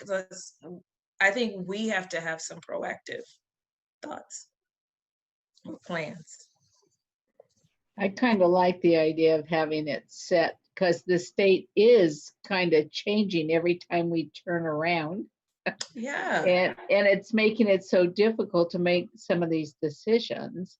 And I do know our numbers are bad. It's just not Multnomah County. Our zip codes in David Douglas are some of the worst in the state for infection rates. So we aren't the healthiest group through this. Our district isn't for getting kids back in. So, but I like the idea of, we want 50% of our staff vaccinated or whatever the case may be, to have something that it might make it easy for you, the admin too, if there's kind of these set criterias to try to have done when we open. I would like to say I'm not against Stephanie's motion, but that we keep in mind that the possibility, because things may change, who knows, we might get more money from the feds quicker or whatever. And if we're able to do even just a limited in-person instruction, that we don't hold back doing that till March to spring break, if there's the ability to do that sooner, because that's very small groups of kids that would be in school. So I want us to give information out far enough, but also be willing to be flexible if things change suddenly. So Ken, can you remind us? So we obviously would need to bargain back again. So we can set all the metrics we want, but we have a labor force that gets to say as well how long that might take or Candy, how long that might take, because as I'm thinking about dates, it's not like just the circumstance, it's also just feasibility, right? I want us back in school tomorrow, but I'm just trying to think about the balance. Donna, I love what you said. I think the more that we can proactively put these questions as well to our labor force, and maybe it's through a survey like you talked about, Ken, surveying staff about, when are you comfortable to coming back? How many of you would? Vaccines, we can also say, would you be open to discussing through our collective bargaining a different type of work environment? how many of you would like to become distance learning teachers as opposed to just, in person? Because I think this has huge implications, and it would take time to work out, right? But I like that, Donna. Like, let's not go back to think if some things are actually working better for some children or some kids, some youth. Some of them may be able to get out of school faster, like escalate all the way through and graduate early. So yeah, let's use this as an opportunity to rethink, but maybe not this year when everyone's sick. I can't imagine like what our teachers have had to go through and re-envisioning everything all the time, without getting their input on something this major. But I really like the idea. Yeah, so I do too. And Donna, we haven't completely lost that. I apologize. This conversation is more focused on what we don't know almost, and maybe that's just where we're at today. But I can tell you, for example, we do know there's stimulus money coming. Our understanding, we actually had a calculator sent to us today that shows the possible estimate. And initial conversations we talked about a little bit, and this is Pat me right now, to be quite honest, much more conversations we had. But one, summer programming, the reality of a robust summer program for students. Hopefully we're in a place where we can do that better. And two is we talked about a true online program in school. Right now we're doing CDL, and our teachers are doing amazing with what they have. But I think with possible investment and resources, we could do things differently and hang on to some of those things you talked about and mentioned, Donna. So one, thank you for bringing it up. And two is I want you to know we haven't completely lost that. That is part of the conversation. Depending on how resources and everything comes out. The next thing I want to say is in my mind, and we can definitely make targets and bring them back to the board. And Andre, I'm wondering even maybe if in our workshop, we could talk about this, but I might be ahead of myself here. So, but one of the things is in those slides, one of the things I listed were those public health. Those I do believe are some targets that need to be met, right? The vaccine readily available. And what that looks like, 50%, 80%, 20%, I don't know yet, but I think it does need to be available before we're in a position to be safe to come back. I think I personally, again, am recommending to the board that we continue to follow the metrics, even though they're advisory. So, it's clear what they say. We can follow it. If we start bending that, the main reason I'm saying this is because once we bend it as of today, and if we came back, we would not have insurance coverage. And again, that might be an okay, but as kind of fiscally responsible, I have to bring that to our attention and talk about it. So that's, in my opinion, we should be thinking about that. And even though it's advisory, it's their best understanding right now. And I'm hearing that from other groups too. It's not just me saying that. It's kind of like, whoa, be careful and let's wait. Now we might get new information on that as well that changes that, which would be great. So one, I think the advisory still stands until they change. And two is I think the vaccine needs to be in place, readily available. I think we need to have contact tracing readily available and working within the county at the school level, student level, across. And I'd love to see a more robust testing system for our staff and students as well that we could use and access on a regular basis. Now, it might be that one of those trumps the other one. It might be that vaccine comes, and with the vaccine we don't need testing, we don't need this, it depends on how it plays out. But those are things going through my mind, Donna, when I think about what we need. And then I would also assume that some of those are going to be what we hear from DDA. And Stephanie, you mentioned how long bargaining. I honestly don't know. I couldn't even guess. What I do know is we have an amazing relationship. What I do know is I've been very clear to our staff, and our board has, that safety is a priority, that we are going to be safe, have a measured approach, and we are more than willing to sit down at the table. And what I'm hearing Stephanie suggested is, rather than waiting and let's see how things play out, tomorrow I'll be reaching out to our union president and saying, hey, we know a demand of bargain's coming. Let's sit down, let's connect, let's get in front of this and have conversations now. Some of it we might not know because we don't know yet, but at least we can start the conversations, and that gives us a better idea. I know a local district, Stephanie, you asked, one of our neighbors is bargaining and has been bargaining for quite some time, and they're still bargaining. So, there's probably a lot that we need to talk about when you talk about safety. But, what I do know is I believe we would come to the table for the same purpose and be working together to find solutions. But it definitely could take some time as well. If I'm understanding correctly, Stephanie's proposal was to table the decision until after spring break. Well, no, I think I don't know if you're wording it this way, Aaron, but I think her proposal was that we continue to stay in comprehensive distance learning until spring break. And I think Sahar seconded it. So what we would do is communicate with our families, our staff, our students that we are in CDL until spring break. And from now until spring break, planning process is on, and we monitor the science. We sit down, talk about bargaining. Our intention would be to think the week after spring break, we're returning in a hybrid format based on what we know. Again, between now and spring break, that could change.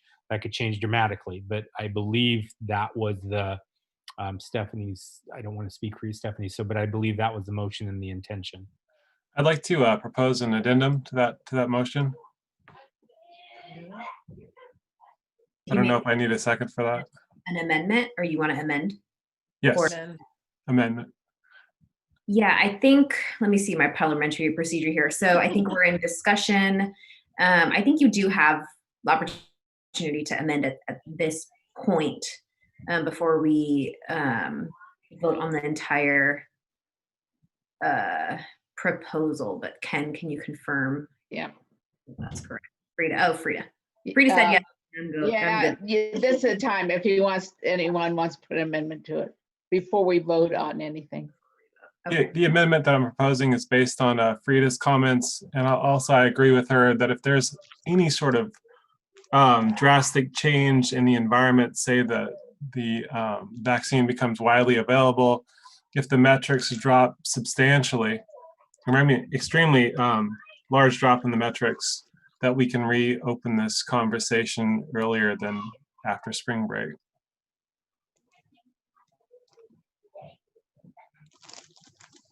So sorry, can you just repeat that one more time? I'm just writing it down. I want to make sure I have.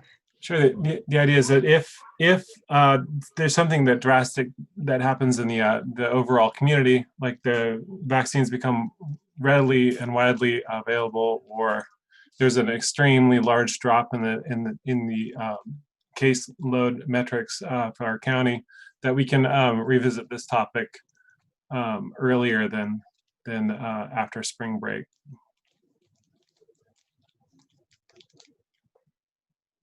I don't know if I stated that correctly.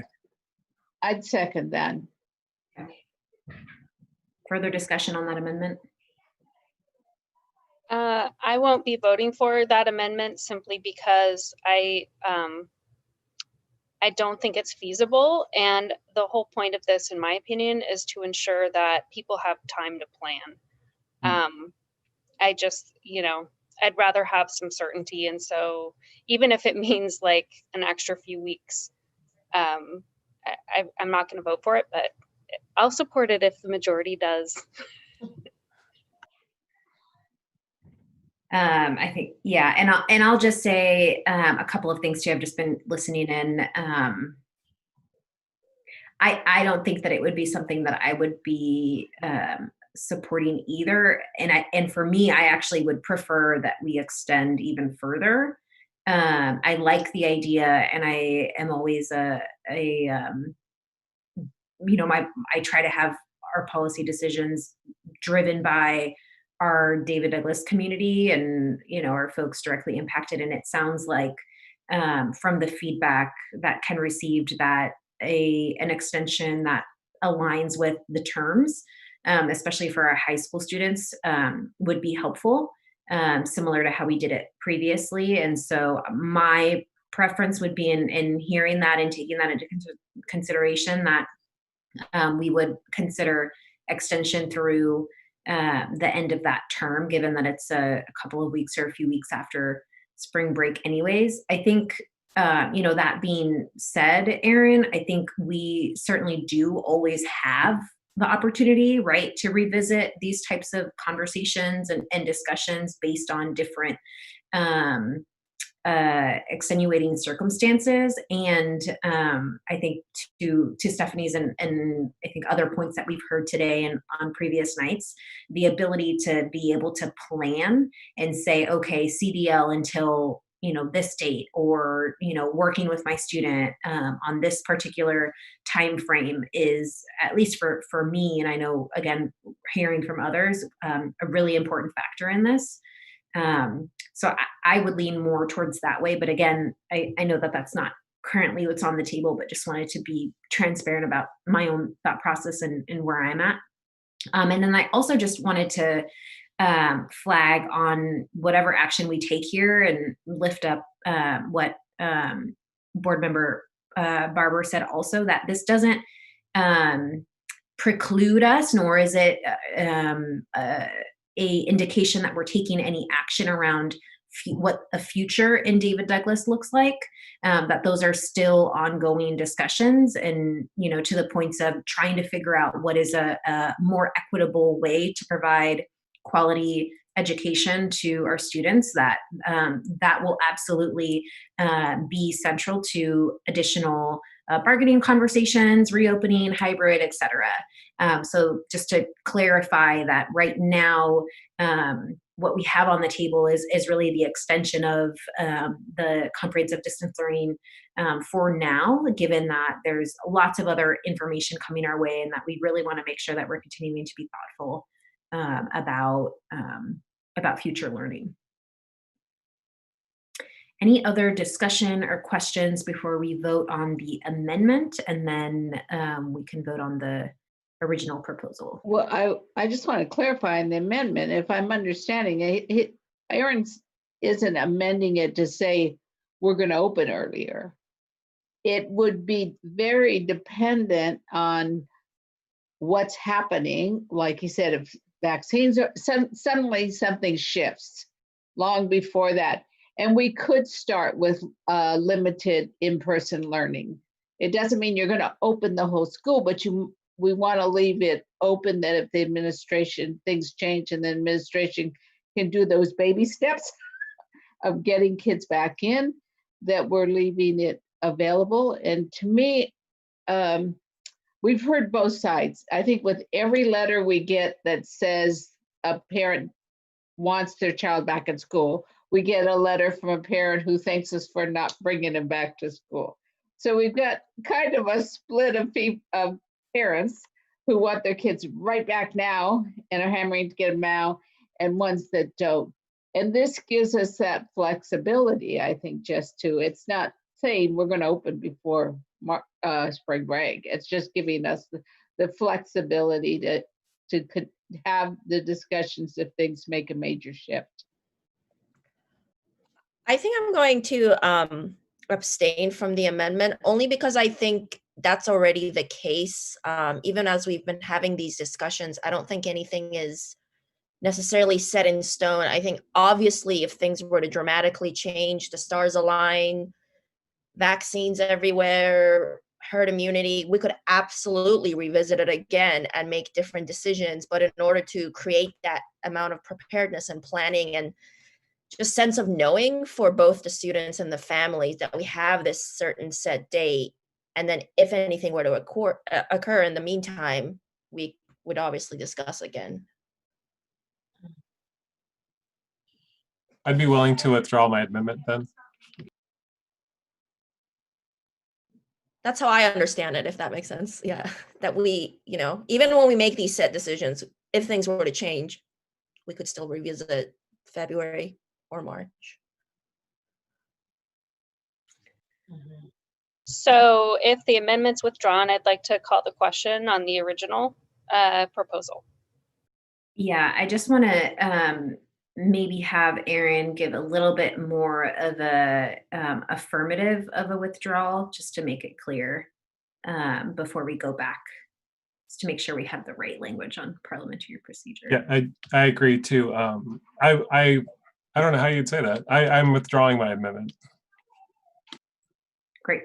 Okay. So then, yes, Stephanie, go ahead on the original proposal. I move the original proposal. All right.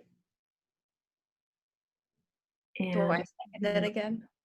Just need to vote since the motion is still on the floor. Yeah, you need to second it again. I just couldn't remember. Donna So- looks like she wants to say something. Oh, thank you. Go ahead, Donna.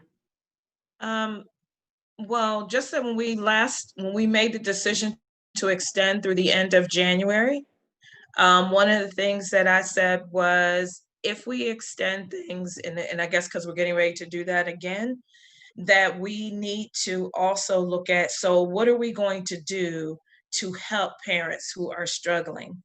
What are we going to do to respond to the cries of our community, the people who are saying, I can't do this, I'm having a hard time. And so I understand why we may need to do that, but I don't think that it is okay to just keep like saying, oh, well, to them. I think that I haven't heard anything else about, so how are we going to, as we are going to extend this, these are the things we're going to do to support or help our parents manage this extension and our students manage this. As we make that postponement, and for good reason, but that's still something that I think has to be addressed as well. I agree. I think, making clear from our end what types of services or individuals or supports in general we have available throughout comprehensive distance learning is particularly important. And I know something that I've mentioned to the superintendent, and I think we can continue to make clear in multiple languages the scope of services and I think basic needs that families are going to continue to be requesting throughout this time. So I think that that's absolutely it. Yeah, we talked about working with our partners and getting their assistance with tutoring and doing things to assist, but I did not hear anything else about that. And so I'm going to say now that I will, we'll go on and vote tonight, but I can't see extending beyond that unless there are some pretty concrete things in place. Oh, yes, we're going to do this, and we're going to do these things to help make that bearable. And that I think is really important to be said. And I kind of agree with Donna, maybe because I see my granddaughter who's doing just perfectly fine. But today she spent a half hour in a study session helping another student. And for some reason, the student didn't feel they had anywhere else to go except her spending a half hour helping her.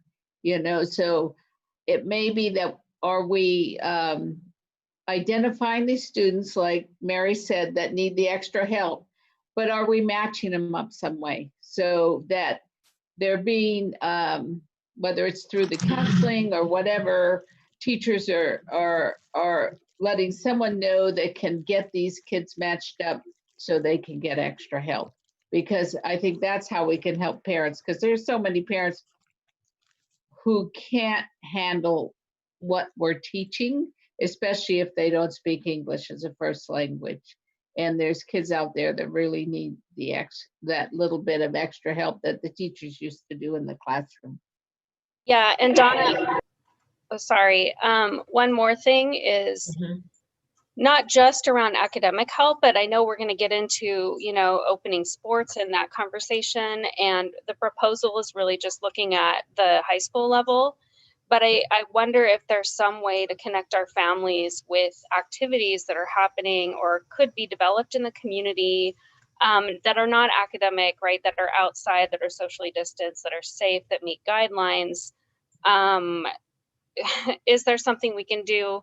I know we're in extreme risk now, but that could actually change very quickly if, case goes down. Like, are there other opportunities we can provide for the mental health of our students at different levels? That's something I'm very much open to, because, it's not just about meeting benchmarks, right?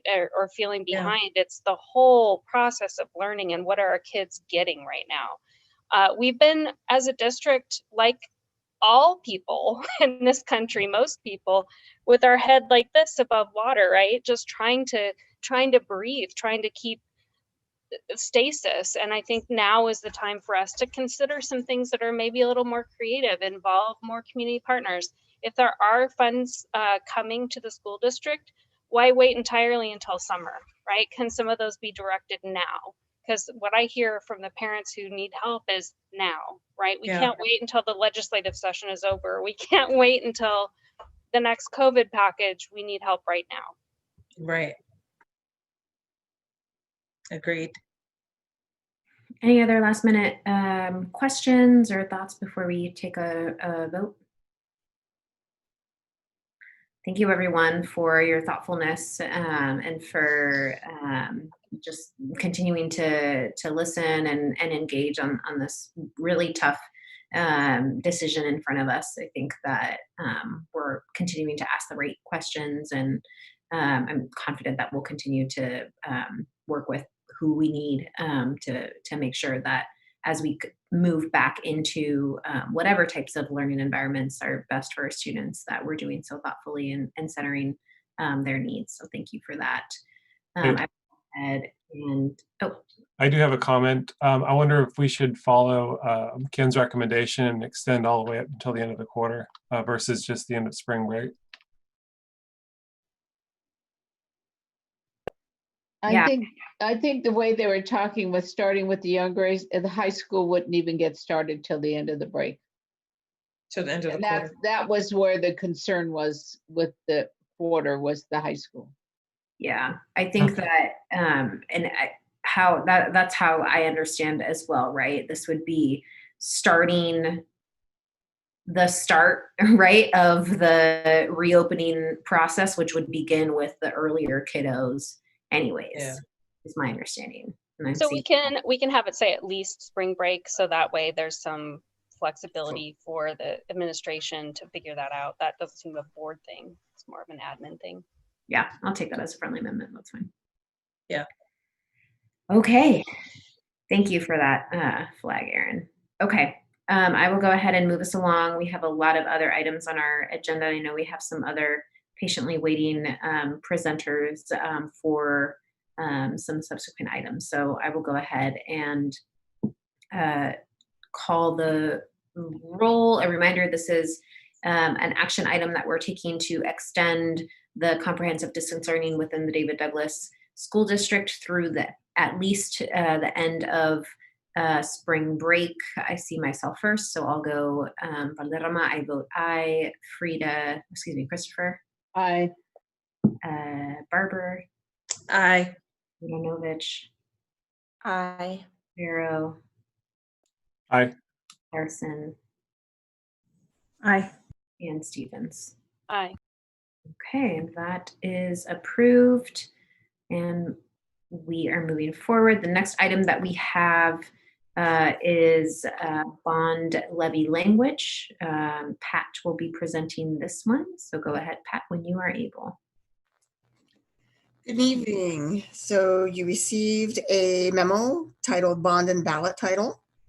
And as you well know, we completed our long-range facility plan, which was approved by the state, as well as our facility assessments. ODE also let us know that we've been approved for up to the $8 million in matching funds should we actually pass a general obligation bond in May.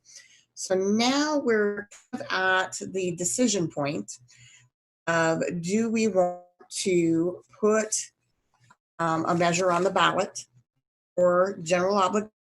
How much do we want to do if we do for this May, or do we want to push that to a later date? I included with the memo a sample of the measure resolution that would need to be passed at the February board meeting. And that's because there is an earlier date of, I believe, February 26th. And we have to actually file the ballot title by that date. So the question to the board is, do we want to proceed? And if so, the amount at 150 million. And then we can come up with the measure for next month's meeting for you to approve. we also need to start getting a campaign in spring and the involvement and all that fun stuff. I move to approve, but merely because I want to discuss it. There a second? I can't see you, so you'll have to unmute. I apologize. It's Christine, I'll second. Okay, so Stephen, thank you. Stephen's moved. Discuss it without me. Discussion? Just a clarifying question around, please remind me, Pat, about the amount of funds that we put aside for a campaign. That's my question, because Pat doesn't have the money, I have it. Or I should say the foundation has it. Foundation has money to run a campaign? No, we have Citizens for Schools is the. Oh, the PAC. Is the PAC. Okay. And it's an inactive PAC until we go for a bond, and then we activate it. And because there's long distances between the bond activity, because it seems like so often the treasurer was a foundation member, the foundation ended up watching over the money. Anyway, but given that we're about, I think as of Friday, we're about $19,500, which is quite good considering, I'm trying to remember if we had any money before the last bond, or if we did, it was a very small amount. So, but that's what's there. But we'd have to activate the PAC, get officers for the PAC, and to do that. Having done a May bond with this short time frame, and that was when not all this crazy stuff was going on. It's a lot of work. I'm just thinking that things kept pushing off, and with all this COVID stuff, I don't know whether people have the capacity and manpower to do a May bond, to do its justice and stuff. I question also the amount of financial stress folks in our districts are in right now, and the fact that like it's hard to talk about buildings when their students haven't seen one in like since last year. So I just do question timing. Although I feel a little bit better right now about the stability of the financial markets. So yeah. Well, we have a couple of things pulling, because since that early childhood measure passed in the county, there's going to be funds. We rate pretty high on kids in need for early childhood. So, but we don't have the space to put a bunch of early childhood in, in all our schools. So it's a kind of a catch-22. The only thing is with that measure, it's going to be a while before they generate enough money and get it organized before they would be distributing any, I don't think. What's the risk if the bond fails? Well, the risk is we've spent money and did a lot of work to try and get a bond to pass, and it didn't, and then we have to try again. Which, yeah, there's a little bit of science around once you fail, it's kind of contagious. It's obviously that doesn't hold true, but I've seen presentations before where fail again, you get in that cycle. Again, that's not necessarily scientific, but I've definitely seen bond presentations around that. So I would call that a little bit of a risk. I'd like to get the thoughts and recommendations from Cabinet and Frida. Pat, Ken, Frida, folks who've been through this, because I'd just be guessing, honestly. Do you think it's a good time to go forward? Like, what's your thought, recommendation? I know it's our decision, but I don't feel like I have enough life experience or knowledge to know. Well, I'm just concerned about capacity, even because basically it's not cabinet or district that does it. It's volunteers that have to do it. So is there, with COVID going on, it's going to be so much harder doing a normal campaign. And that's going to be an issue too, I think. I think that's going to play into it. Besides the short time frame, I think the last time we did it, we had 75 days, but we were very, we hired someone to help organize it and be the coordinator and the heavy duty work that we didn't have volunteers to do. And it worked out wonderfully doing that way because they had a timeline and we nailed it. But I just don't see the capacity there. And then with the complications with COVID and not being able to do a normal campaign as we would do, because we'd have to do everything over Zoom. What we used to do, phone banks. Well, I think everybody would have to be separated to do phoning, so that takes more coordination, those kind of things. So I'm just concerned that I like doing May better for bonds, but because you don't have as much competition as you do in November, but I'm just concerned with the environment right now that's going to be so difficult. Can I ask a real quick question, probably of Pat? If we punt this to November, well, first of all, if we decide we're not going to do this in May and we're going to do it in November, I think we need to decide tonight that we're going to do it in November, because this creeps up on us every time, and then we have the short time frame problem. So if we decide to not do this in May tonight, I think we need to decide to do it in November for certain. But if we decide to push it to November, what happens to the awesome money? Do we have to reapply, or is it gone forever, or? We would need to reapply. And there's a chance that the state just wouldn't renew that program in the next fiscal year, or, I mean, how certain is it that there would be money to even apply for? So I don't think that there would be any. I believe that is still slated in the governor's proposed budget. The question would be how many folks are at the trough next fall, and then you get put on the ranking list. We do still rank high. They do reevaluate that yearly, so that would be a little bit of a risk, but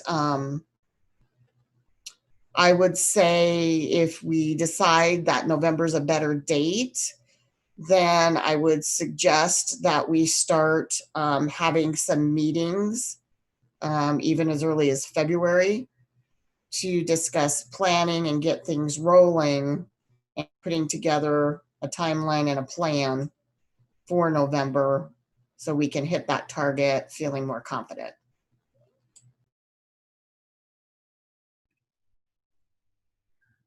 I am also uncertain about some of the variables that we're trying to navigate in May in terms of what it takes to have a virtual campaign going.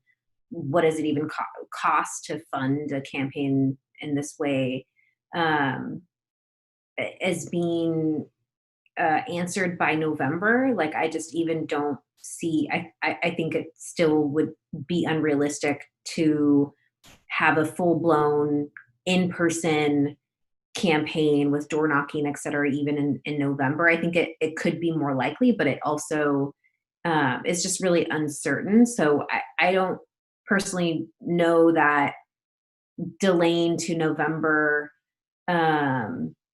answers some of that for us. And therefore, I feel like, given how much work and how long we've been talking about this, May does, albeit it's not ideal, I think still makes sense in my mind. And I think especially given the fact that we do have our own additional board members who are would have an opportunity, I think, to share the needs for the bond in their own campaigns, I think could be more beneficial than as opposed to in November. So that would kind of be my preference. But I would also be curious to hear if there are other. Are you talking this May or next May? I think we're talking about this May. Okay, because there's no one up for election this May, is there? This is our off year, isn't it? No, we have Oh, it's four Yeah. board positions are up for election.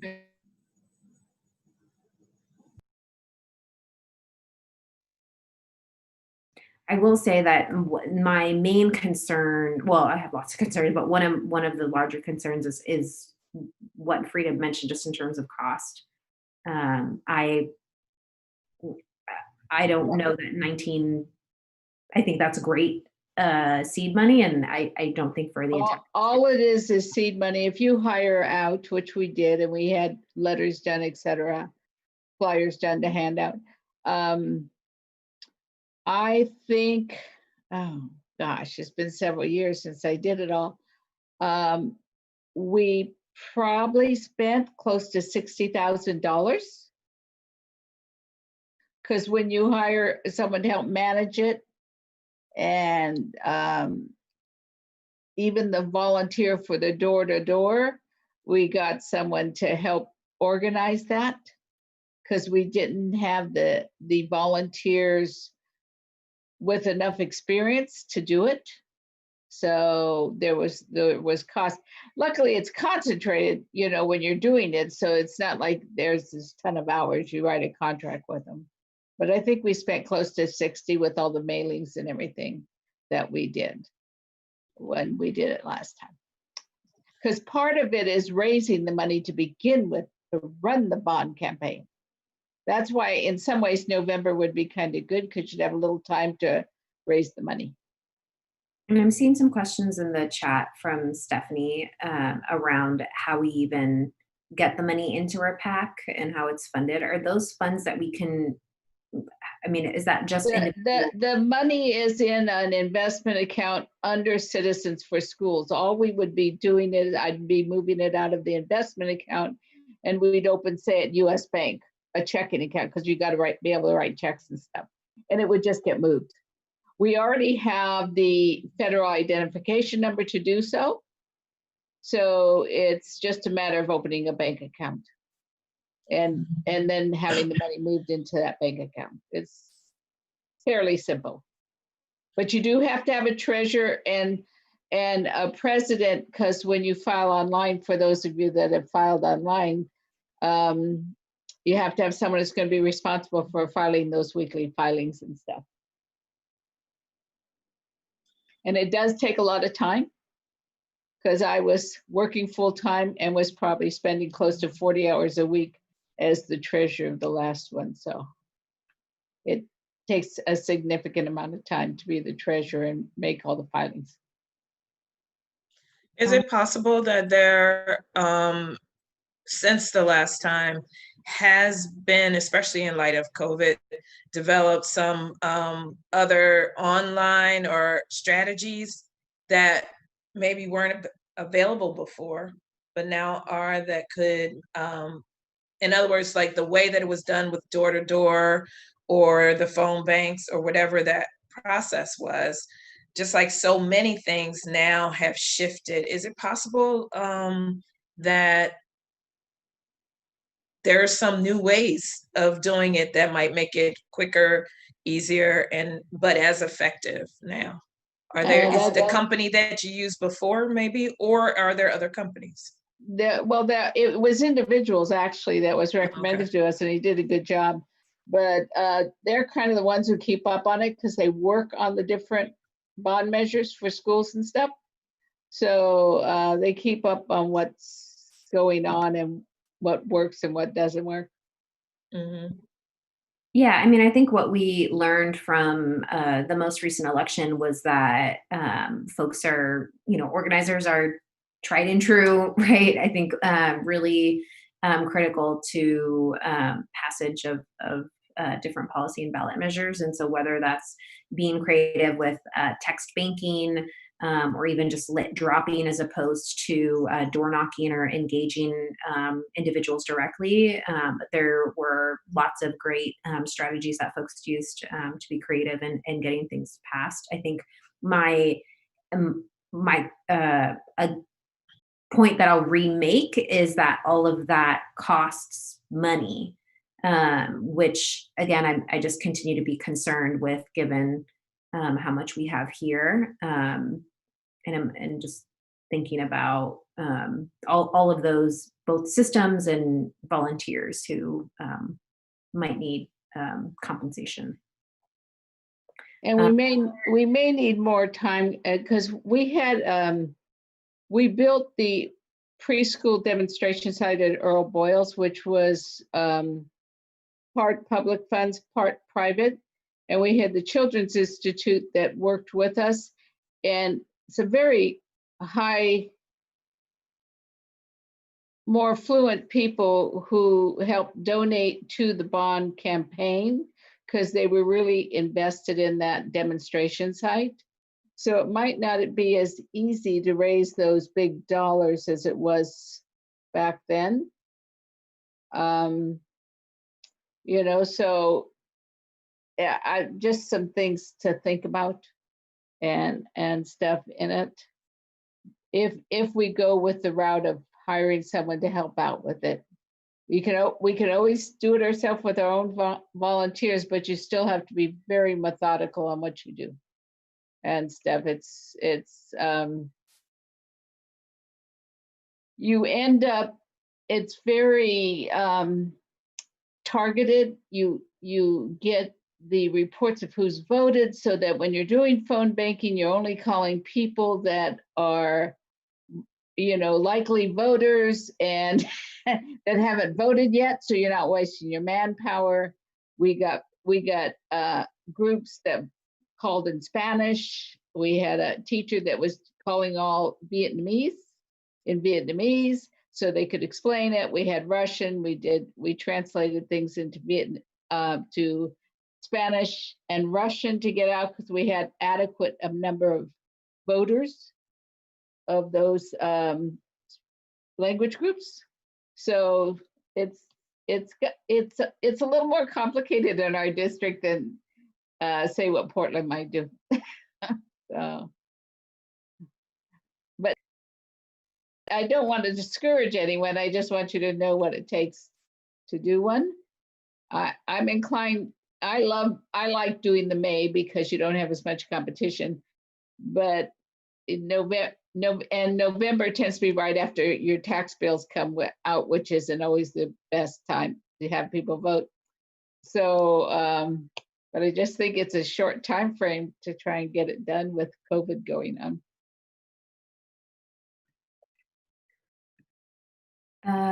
So I'm cognizant of time, and I want to make sure that folks get their questions answered before we go ahead and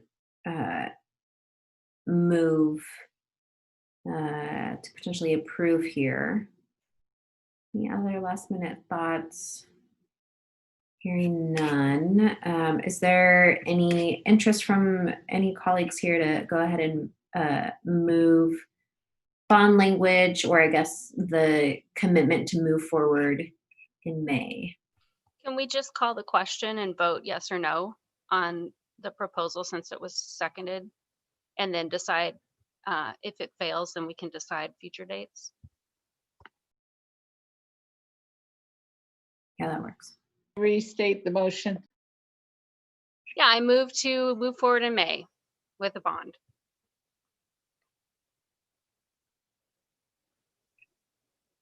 And I can't remember who seconded.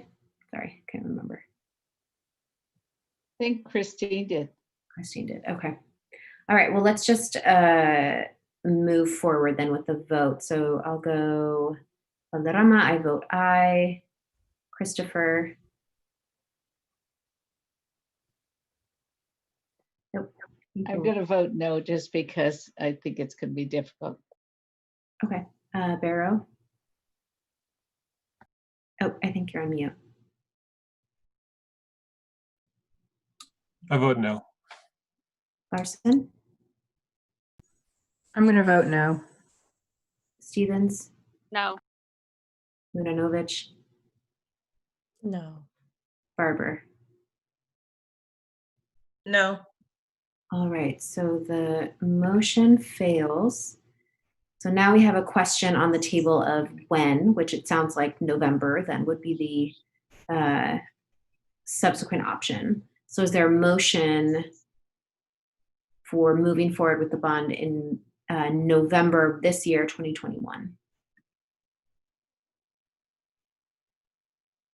Given that with the early childhood investment being done in our county and stuff, and that we really want to take advantage of it, we do need the funds necessary to make the changes so we can provide that for students.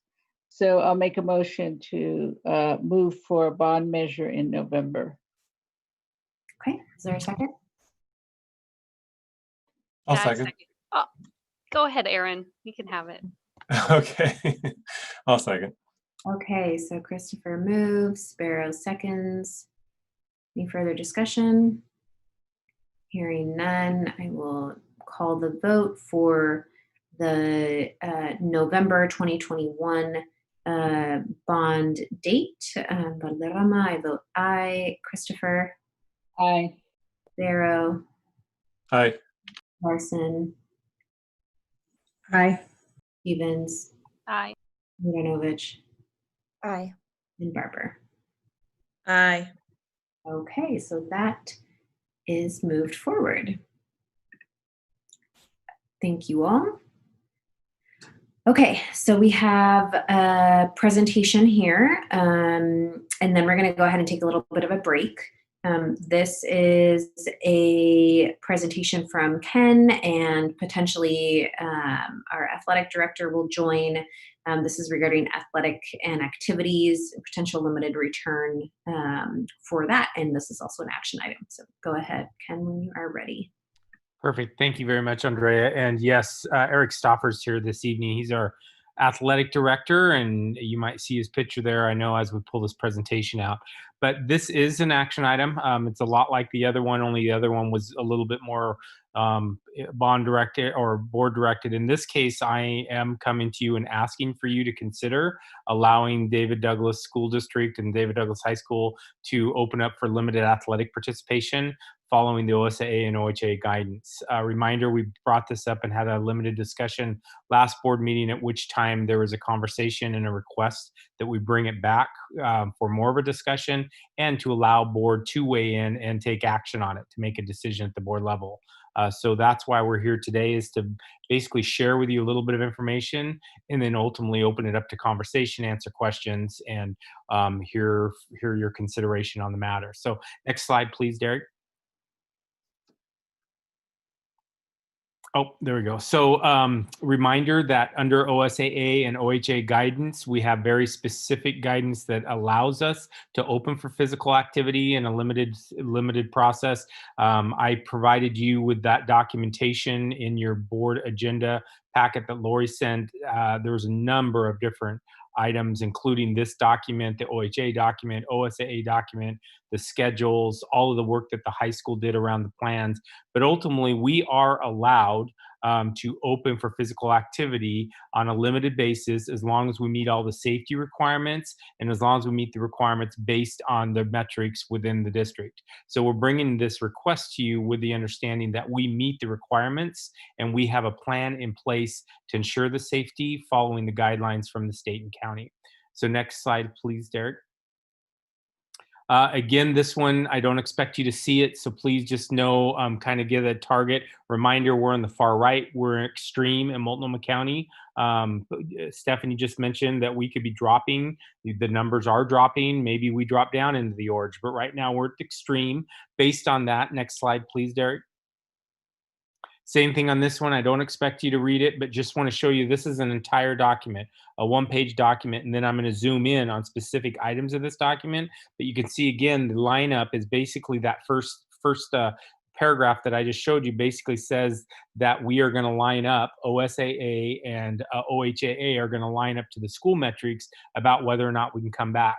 Remember, it used to be phased and what phase we're in. Now they basically line up to say which column you're in, whether or not you can participate in sports or not within a district. So next slide, please, Derek. So this is the one.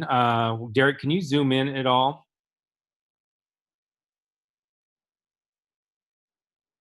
Thank you. And then, we had it. And then if we scroll over,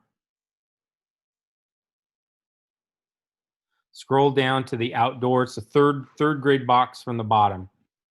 There we go. Scroll up. So you're going to the bottom. Yep. There you go. So outdoor recreation, and right there you can see it says K-12 sports. So that's the guidance. And if you scroll over to your right, Derek, we go all the way over to the far right, you can see, yep, thank you, Derek, maximum 50 people. So again, based on this guidance and the following guidance from OSAA, and we can talk about that in a minute, or are going to talk about that, we are allowed to open for limited sports, and we have a plan that we'd like to propose to you, which I shared in the board documents around this. Next slide, Derek.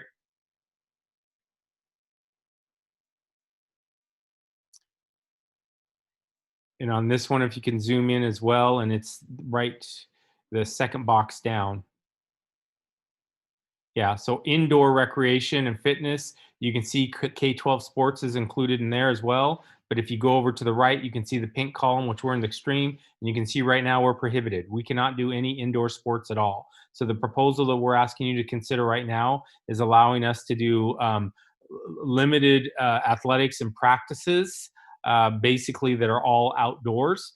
If we change columns, if we get into the orange and not the extreme risk, but the limited risk and kind of going through this, then it would change. Exactly, Derek. Perfect. Thank you. But right now, what we're asking for is the outdoor. Next slide, please, Derek. And does that eliminate being able to use the pool then? Right now, yes, we are not allowed to use the pool right now. That's correct. It's indoor, and some sports like football, we still, even outdoor sports, some sports we can't do because they're full contact. And in the extreme, when you're in the extreme column, you can't do them. Wrestling, football, basketball, and I'll turn it over to Eric here, and he can fill in the details. But what you see here in front of you is the season calendar. You can see right now, technically, we're in season 1. And maybe you can scroll in a little bit, Derek, but season 1, we do not have anyone participating in practices right now, but what we'd like to do, I'll give you the dates in 2 more slides, is ask you to consider allowing us to engage in season 1 and getting started in season 1. And then ultimately that would lead us into season 2. So we are asking for, again, I'm jumping again, I'll wait until I get there. But yeah, the first season, we would be asking to allow our athletes to come back and work with our coaches outdoors, a limit of 50 with face mask, with all the contact tracing, et cetera, starting in February. And I'll show you that date page in a minute. So then that would lead us into season 2. And season 2 specifically would start with cross country, volleyball, soccer, and football. Reminder with football, right now we're in extreme, so we couldn't allow football. If the numbers change and the metrics change, go down, then we could be talking football. Next slide. And we're going to go right past this slide because all this is the third season, and go to the slide you were just on, Derek. That's perfect. So the question tonight, and what I'd like to ask is you to consider, is a limited athletic return to begin February 1, in which season 1 we would allow conditioning practices outdoors only, following all county guidance and safety protocols. February 8th, this is going to get a little confusing, but February 8th, we would be looking at the possibility of football coming The reason football has to come before season 2 or earlier is we heard about it earlier. Actually, we talked about this, and that is football needs more time of practice. They have to practice outside of pads before they can practice in pads. It's a state requirement. So there is a possibility of February 8th, season 2 starting for football, and then looking at February 22nd, season 2 starting for cross country, volleyball, soccer, and football.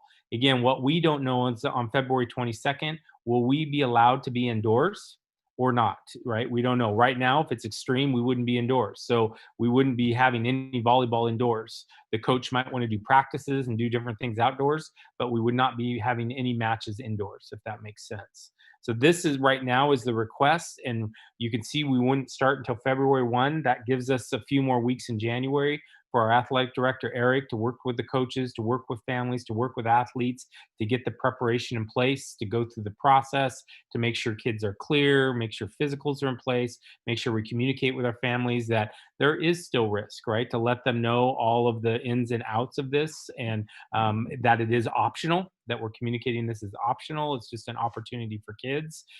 Then once February 1 hits, kids would be on campus, they'd be conditioning, and ultimately we wouldn't be in season until early February or the latest February 22nd. So I'm going to pause right here, and I'm going to ask Eric to unmute. Eric is, again, our athletic director at the high school. I know that was fairly brief. I walked through the presentation because, again, I want to get to the conversation more than anything. But Eric, is there anything you'd like to add or anything that I missed as we're asking the board to consider this? You didn't. When the governor changed the risk calendar a couple weeks ago, basically it moved us into the extreme side, and Ken's right. Right now, outdoor sports or any outdoor activity you can do with a 50-person maximum. That includes everybody in terms of coaches. And yes, football is in a worry that it may not happen, even if we hit that February 8th mark. Obviously, you can't run a football game with a 50-person limit. And even getting to February 22nd with volleyball, that is a concern too. OSA at some point is going to have to make a decision and decide if football is going to happen or not. We won't know that probably until the first week of February, if it actually is, we're going to have a football season. Volleyball is a tough one because, again, the metrics could drop, and on February 22nd, we move from extreme to high risk. Then at that point, we can have 50 people indoors and we can do volleyball. And that's a decision. Ultimately, soccer and cross country, they're sports that can happen. And we would be able to run those and practice and do everything within the guidelines very feasibly. Cross country would be a little bit more difficult just in terms of vast numbers, but it's possible in terms of either having teams run at their home site and then comparing times.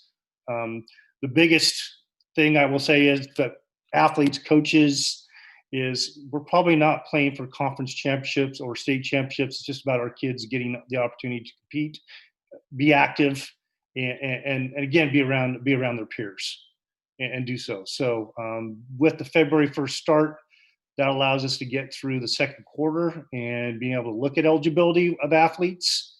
Currently, for an athlete to be eligible to compete, they have to be enrolled in at least 3 classes, hopefully 4, and then pass those 3 classes.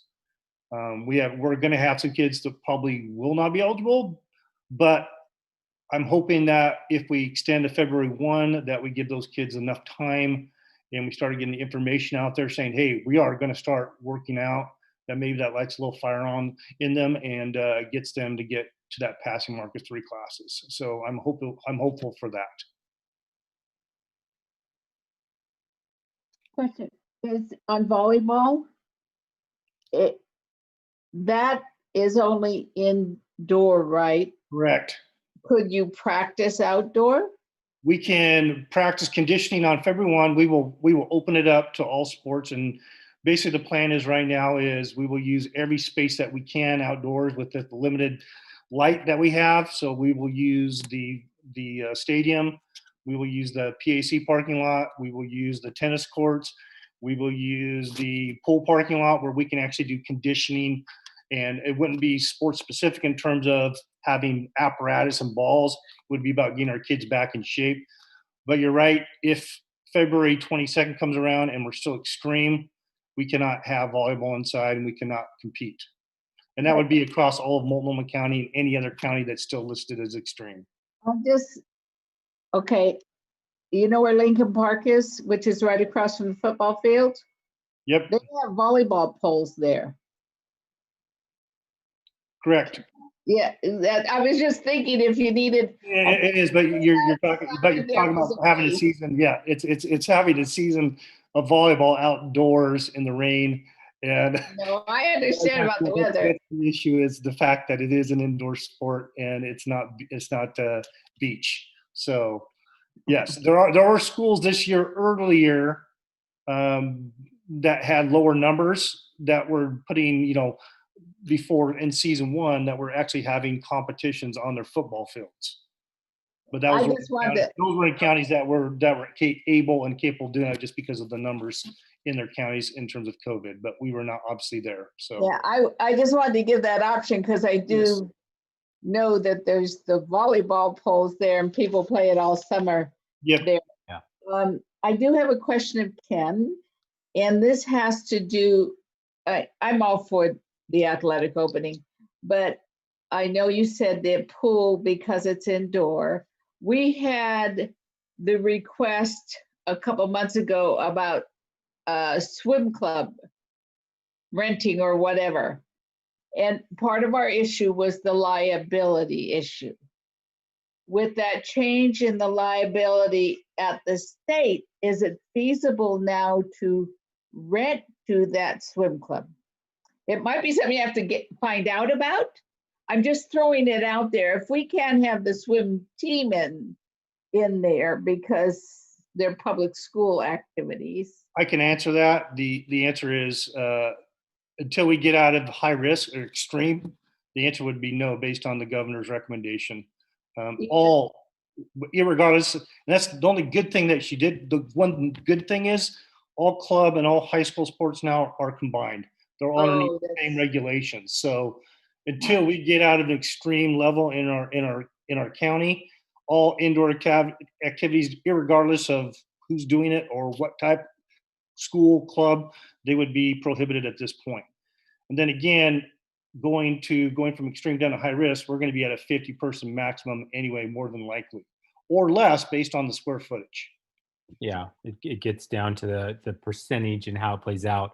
I do want to share one more piece of information because there was a question related to this, and that is what is our county doing? What are our neighboring school districts doing? And specifically, Portland Public Schools has been participating in this limited type of model since prior to Christmas or winter break, excuse me. North Clackamas as well has been participating in this type of model prior to winter break. Gresham Barlow, I believe, just started last week, but they've been involved as well. And locally, and then Sandy, it's a little farther out, but Sandy's been participating as well. They started before winter break as well. So those are some of the local school districts that have made the decision and moved forward with this to do this limited conditioning and kind of start the ball rolling. There was a specific question. I don't have specific data around did they have any significant outbreaks. What I do know is in the feedback we did get is there wasn't anything that closed them down. It wasn't anything that made the press. I do believe there was individual students or athletes that ended up with COVID, but not necessarily from the camps. And at the camps, they didn't have an outbreak because of it, right? They just couldn't participate anymore because they had COVID. They might have got it from work or at home or wherever it may be. So that was one specific question. So other questions? Contact tracing is going to be huge for us as we move forward with this, because yes, it could happen that within a pod, you have a positive case and those kids are around each other. And obviously we're going to make sure that we space our kids out 6 feet. But if it's deemed that they've spent enough time around each other, then around a kid that is positive, then yes, you know, you're talking about one pod, which that's what's caused a lot of the issues with college football this year is it's like your offensive line, one kid gets COVID and then you contact traced all the kids that have been practicing with the O-line. Those are kind of hard positions to fill because there's just not a lot of them. So, you know, football is definitely going to have its issues. Soccer should be okay. Cross country, definitely, as long as you make sure you space your kids out. But Conditioning, I think it's important that our kids have the opportunity to get themselves back in shape, because ultimately sports are going to happen unless the governor and the OSAA decides that they're just going to cancel them all, or at least in season 2 and so forth and moving forward. Going to season 3 with basically track and field, baseball, softball, tennis, and golf, there's no reason why most of those sports are probably not going to happen. Track is going to obviously be a huge concern with the vast number of kids based on the level that we're in at that point. That gets to your question, Donna. The fall season is cross country season, so we're not talking about track yet. So the third season, it's actually fourth season, but that will be when track is. And if it was today, we probably couldn't do it, because with the 50-person limit at a track meet, doesn't work. But if it changes a bit by spring, then track is a low contact and would be allowable. But right now, the reason we're talking about cross country is because this is the fall season we're talking about, even though we're doing it kind of late winter, is cross country season, along with football, soccer, and volleyball. They moved the traditional winter sports all the way at the end. So wrestling and boys and girls basketball and swimming, they've been moved all the way to the end of the year, because right now they would be prohibited. And if we were to start, you would have basically 3 out of all of your sports at this point would not be happening, and they would have to, cancel that season. So that's why they remade the shift once they decided to push the seasons back even farther.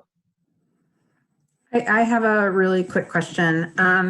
So let's say we start with conditioning for all the sports, right? Mm-hmm. Football and then they cancel the football season. Yep. Will we have the ability to allow our kids to continue outdoor conditioning even though there's not going to be football? Because, we're in January now. Football season usually the first game's before school starts, like a day or two before school starts in the fall. So is there a way to have our athletes that will be back in the fall have the ability to continue conditioning? Absolutely. Yes. There's no reason it can't happen. Obviously, it's going to be tricky our neighbors around the high school probably are not going to be very happy with us, with the lights being on as much as probably they're going to be on. But yes, there's also discussions about possibly, if football is canceled, doing a 7-on-7 scenario. Obviously, that would limit the number of kids, and you could meet within that 50 guideline, and you could run 7-on-7 and possibly even doing like O-line, D-line challenges with, tire flips and doing some things that way to keep the kids. Yeah, because it just feels like, I know we're in January, but it feels like this year's just gone. And so how can we get our kids ready for the next season coming up that hopefully will actually happen?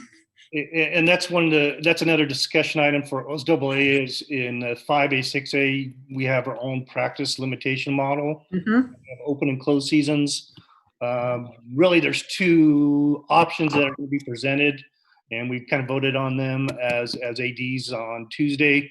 One is have a 2-week closed session at the start of a season, and then where basically other coaches would not have access to those athletes and give those athletes enough time to acclimate.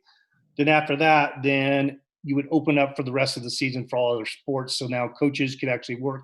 If the kid is not a football player, but they're a basketball player, now the basketball coach could actually work with those kids.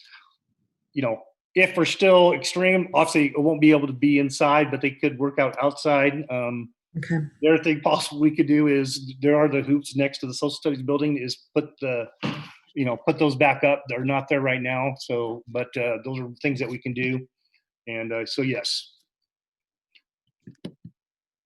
Any other questions or thoughts? I appreciate everyone's comments thus far. And I did put in the chat a few of the documents related to this item, specifically some of the surveys and schedule information that was in your packets beforehand. Yeah, Andrea, I really appreciate that. And thank you, Ken and Eric, for all of your work getting all the information and Christina for all the information from the youth. I had a half an hour conversation with Ken I asked a million questions. I read everything. I've read all the science. And the only outstanding question for our conversation, Ken, is, you know, there were a couple. One is just making sure that that students and parents are fully aware of potential long-term effects, you know, so that they are given the most recent information around cardiac involvement with athletes. The studies that are coming out with the Journal of American Medicine, Medical Association, just so that they know, like, what is the risk, because I think that, you know, folks deserve to know that. And then the secondary thing was around testing. I mean, Frida talked about she wouldn't have even known she had COVID if she hadn't been tested. Have we been able to talk to the county about just asking them if they'd be willing or able to test athletes, maybe before, maybe once during the season, to see if there are folks that are maybe transmitting and don't know it. But I'm inclined to support this proposal tonight. In terms of testing at the high school level, there has not been those discussions around the openness of testing. I mean, my own son my son plays college football in Montana, and he came home on Wednesday after his semester was over. He didn't realize he was positive until his trainer called him. So he was put on a 14 or 10-day quarantine, but then as a close contact, I was put on then a 14-day. So my quarantine actually didn't start until 10 days till his ended.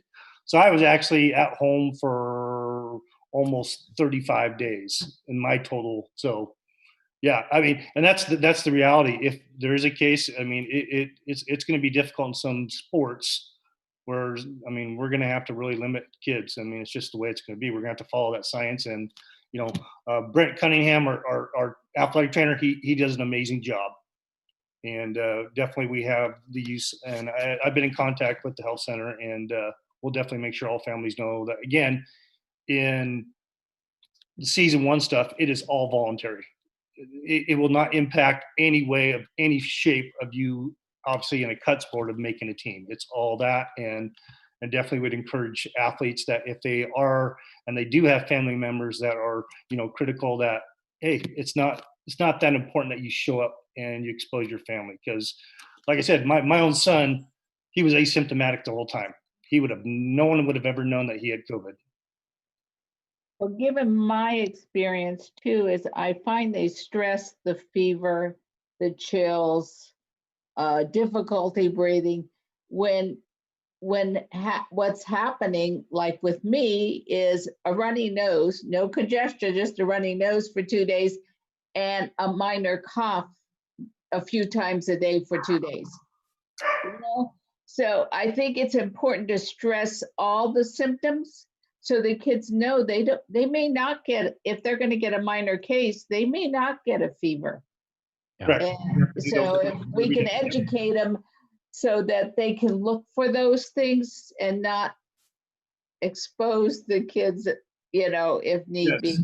We have questions that we have to ask all the kids every single day as they come into the practices, and we have to take their temperatures and keep that documents going in place for each kid for the entire time. And also once the seasons start, we'll have to continue to do the same thing every single day. We'll have to clear kids. And if they answer yes to any question, then it's sorry, you need to go home, and you need to make sure that you get tested and we know what that result is. So I'm hearing three things, Frida. Just, you know, first, Frida, what you just mentioned is, which Eric already has in place and ready as far as screening, one, but two is communicating to individuals with a handout, a flyer, they sign off, they understand, know what to look for, be prepared for. And then the second level of that, Stephanie, which I don't believe Eric has yet, but we will be working on, and we did talk about that, is some sort of flyer is what I'm thinking almost, is that COVID science risk, what there is long-term. It's not just will you get it or not get it, but there are some unknowns. And what I hear you saying is we want to make sure that we give our community, our students, our student athletes and families, that there are some unknowns, right? Are there heart or lung things long-term? We don't know the answers to that, but we do know there's science asking that question. So based on asking that question, we could put together a little brochure bifold just to hand everyone, right? And we could talk to county health. Maybe there's someone that can help us with that, but that's for sure. The third one I have not received, and actually haven't even made the call yet, to be quite honest with you, Stephanie, to our county to say if is there any kind of testing protocol. Informally, I have had a conversation, and as I shared with you, Stephanie, not real optimistic there. Kind of back to where Frida was, is, it's kind of like, I don't feel good. Well, do you have a fever? No. Okay, well, wait a few days and call us back. So I don't know that we're going to be able to get to the point where we have some sort of testing in place, but we will officially reach out and do that. I'll do that tomorrow, make that official ask. But the other two, as far as screening, information, communication, and then a flyer around, we aren't certain of the long-term effects, but we want to make sure that that there are questions about that. We can definitely put that in place as well. Well, I thought I saw a list of the screening, but the thing I noted, and this is from my own experience and my daughter-in-law's experience, is when you get a cold, you get a runny nose, but usually you get sinus congestion. Thinking back, I never had sinus congestion, and neither did she, but you had a runny nose. And with the cough, it was a dry cough. And so to get those in your screenings, those are things to look for, because otherwise you think you're coming down with a cold. I mean, so it's, but there is that little nuance with this COVID. So it sounds like we've heard a lot from students, from staff, about trying to stay within the guidelines that we know, that we have as much information on as possible. I feel comfortable, especially given the amount of testimony and I think student input here, that this feels like a safe as possible first step forward. And a reminder that this is an action item. And so the question on the table is, based on the report or the presentation from Ken, we have a recommendation to move forward with February 1, season 1 conditioning practice. Is there a motion to move? I'll move forward with the athletic and activities limited return is what it's called. So perfect. Second. Okay, so we have Christopher moves, Barbara seconds. Any further discussion? Hearing none, I will call the roll. Valderrama, I vote aye. Christopher? Aye. Barbara? Aye. Olson? Aye. Stevens? Yeah, I just want to make sure, Eric, that you're ready to be the designated COVID person for the district, because that is one of the recommendations of the CDC. With that, though, and after a long conversation with Ken, where he answered numerous questions of mine, I tend to be skeptical, but I also believe in the science, so I vote aye. Thank you. Barrow? Aye. And Mudanovic? Aye. Awesome. Okay, we are at the point in our agenda where we do have a break on the agenda. I just want to do a quick thumbs up, thumbs down if folks still feel like that this is a good place, or if you want to power through. So thumbs up if you are wanting to move forward with the break. Seeing no thumbs up, so it sounds like folks want to continue to power through. Okay, great. Feel free to just take care of yourself as needed. The next item that we have is our approval of our school calendar. This is for the 2021 and the 2022 school year. This is an action item as well. And we have Candy who will be presenting. So go ahead, Candy, when you are ready. I will. Thank you so much. So I know it might seem strange to be presenting a 21-22 master calendar proposed with so many unknowns for this year that we're dealing with, but it is the typical time that we do this, and it is a proposed calendar. And obviously, if the board chooses to approve that tonight, if anything changes between now and the start of next year, we would obviously come back to the board for those changes. But by doing this at this time, it does allow for some of our departments and schools to start planning for next year as well. So in your packet, the proposed calendar, it is the master calendar for your consideration tonight. We are proposing that staff begin on September 30, which we have typically done in the past. And then, thank you, Derek, for putting that up there. And then with students starting after Labor Day, again, what we've typically done in the past. You can see our winter break is from 12:20 to 12:31. And then it shows the spring break from 3:21 to 3:25 with an end date for students on June 16. Just a reminder that this is just the master calendar. It does not include conference schedules, late arrival dates, and so on. Those would all be developed at a later time, and those would be by level. So elementary would have their level calendar, middle school, high school, and so on. So with that, I will turn it back to you, Board Chair, for the board's consideration tonight. Thank you. Thanks, Candy. Is there a motion to approve the school calendar for 2021, 2022? So moved. Great. Second? Second. Great. So you have Stevens moves, Larson seconds. Any further discussion or additional questions on here? Seeing none. Go ahead and take a vote. Valderrama, I vote aye. Christopher? Aye. Larson? Aye. Stevens? Aye. Ranovich? Aye. Barber? Oh, I think you're on mute. Aye. And where you go? Oh, Barrow. Aye.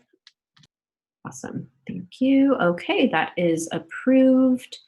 We also have another action item. This is a third reading of board policy. So as a reminder from our last board meeting, we had a couple of policies to request some slight additional language for where to post particular signs. I think, Donna, you had brought that up. So Can I ask yeah, just one question in terms of the calendar?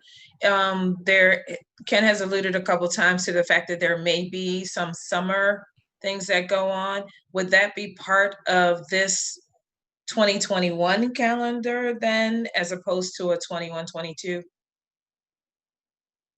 Yeah, so right now, what we just approved would be the 21-22 calendar. So summer would be part of the 2021 calendar or an addition. I mean, I guess you could attach it to either one. So really the way we look at it is we have the master calendar with the traditional dates. If something changes through legislature, through federal government, through whatever it may be, where we need to drastically change what we just adopted, then we would bring it back to you and have that conversation. Otherwise, the summer programming will be, I don't like the word standalone because it isn't, but kind of an addition to our regular calendar, I guess is the way I'd word it. Okay, thank you. You bet. Awesome. So moving on to the board policy item. Again, this is related to policy GBN, JBA, and JBA, GBN. These are third readings given the additional most previous amendment that we had last time. So is there a motion to approve? Move approval, sorry. I realized I muted myself to do that, so. Oh, no worries. Is there a second? I'll second it. Okay, so Stevens moves, Christopher seconds. Any further discussion? Hearing none, I will take a roll call vote. Valderrama, I vote aye. Christopher? Aye. Larson? Aye. Stevens? Aye. Ranovich? Aye. Barber? Aye. And Barrow. Aye. Great. Those policies are approved. And moving on, we have our presentation from our nutrition services program staff. We have available Jody Taylor, who is our nutrition services manager, along with Diane Druger, who is also a nutrition services manager, who will be providing a presentation here that I'll go ahead and put in the chat in a minute based on our food service program. This was one of the items that we were really excited about last time and really wanting to get more details on. I am certainly apologetic about the delay in this presentation and in tonight's meeting. I know that it's been a long meeting. I appreciate your patience as you heard some important discussion tonight, but I will turn it over when you are ready. And thank you so much for joining us. Hello, my name is Jody Taylor, and I'm the Nutrition Service Manager. And along with me, Diane Druger is also here, the Nutrition Services Supervisor.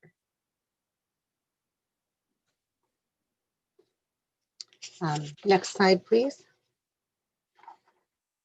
The programs that we run for our nutrition services, David Douglas participates in the following USDA programs: National School Lunch Program, Child and Adult Care Food Program, and our Summer Food Service Program. Next slide, please. Now let's talk about our nutrition standards. Under National School Lunch Program, we must follow weekly requirements for each grade level: elementary, middle school, and high school. Next slide, please. Under National School Lunch Program, you can see below, there is different nutritional requirements by each grade level. So you can see here things like fat, sodium, calories, how many grains and meat alternates are served, and milk and vegetables. And there is a requirement for having different kinds of vegetables in each meal. Next slide, please. Currently, we are running under the Summer Food Service Program due to our COVID. Summer is much less restrictive. Since we ordered all of our food in March of 2020 for the entire 2020-21 school year, we followed the National School Lunch Program guidelines. Next slide, please. When we decide to order food, our menu preparations are considering developing our menu, purchasing timelines and requirements, nutritional requirements, time and equipment, and product availability to make the items that meet requirements versus purchasing pre-made items. Next slide, please. Purchasing timeline. Procurement for 2021-22 starts in January of 21, so right now. February of 2021, Oregon Child Nutrition Coalition, or OCNC, we do taste tests and RFPs are submitted. March 10th, all commodity orders for 2021-22 school year must be submitted. Next slide, please. The nutrition requirements. March of 2021, we develop our basic menu for the following school year. We have to make sure the menu meets the requirements of each federal program. We review the items that are available to purchase via the RFP. Next slide, please. We consider the things that we can make from scratch. And here you can see some items that we make in our central kitchen. We hope to, in the future, add pizza, vegetarian chili, and vegetarian lasagna to our scratch-made items from our central kitchen. We also, we're going to last March, start a international dish of the month. However, due to COVID, we only did the Mediterranean cauliflower salad. So we're looking at putting those on our menu during February. We'll be doing yakisoba noodles and the bean and cheese tamales.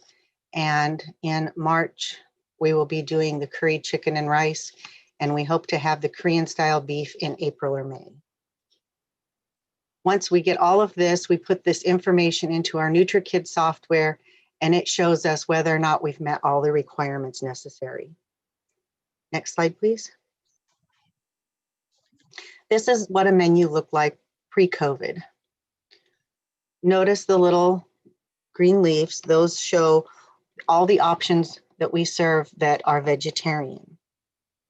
For example, on Monday, there are 3 choices. The students could have a chicken soft taco, chicken strips, or a yogurt cheese stick and Cheez-It, along with their choice of vegetables and fruit on the variety bar and milk. Next slide, please. This is what our menu currently looks like. It shows that we have breakfast, lunch, and dinner each day. Due to our grab and go meal setup right now, we are not able to offer different options for meals. Next slide, please. This is Jody, just a quick question on the menu. The dinners, is it where they have to then heat them up when they get them home? Yes. Okay. The items come in frozen or cold, and then the menu that we have on our website shows which items need to be reheated. This is the menu I send to the cooks that gives them the recipe and how I expect which fruits and vegetables will be in the bags.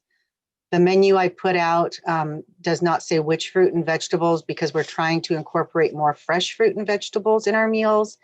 And with the fresh comes that we need to use it up, we can't freeze it or keep it. So if we say we do salad or carrots, we want to use them the next day on that menu instead of wasting them.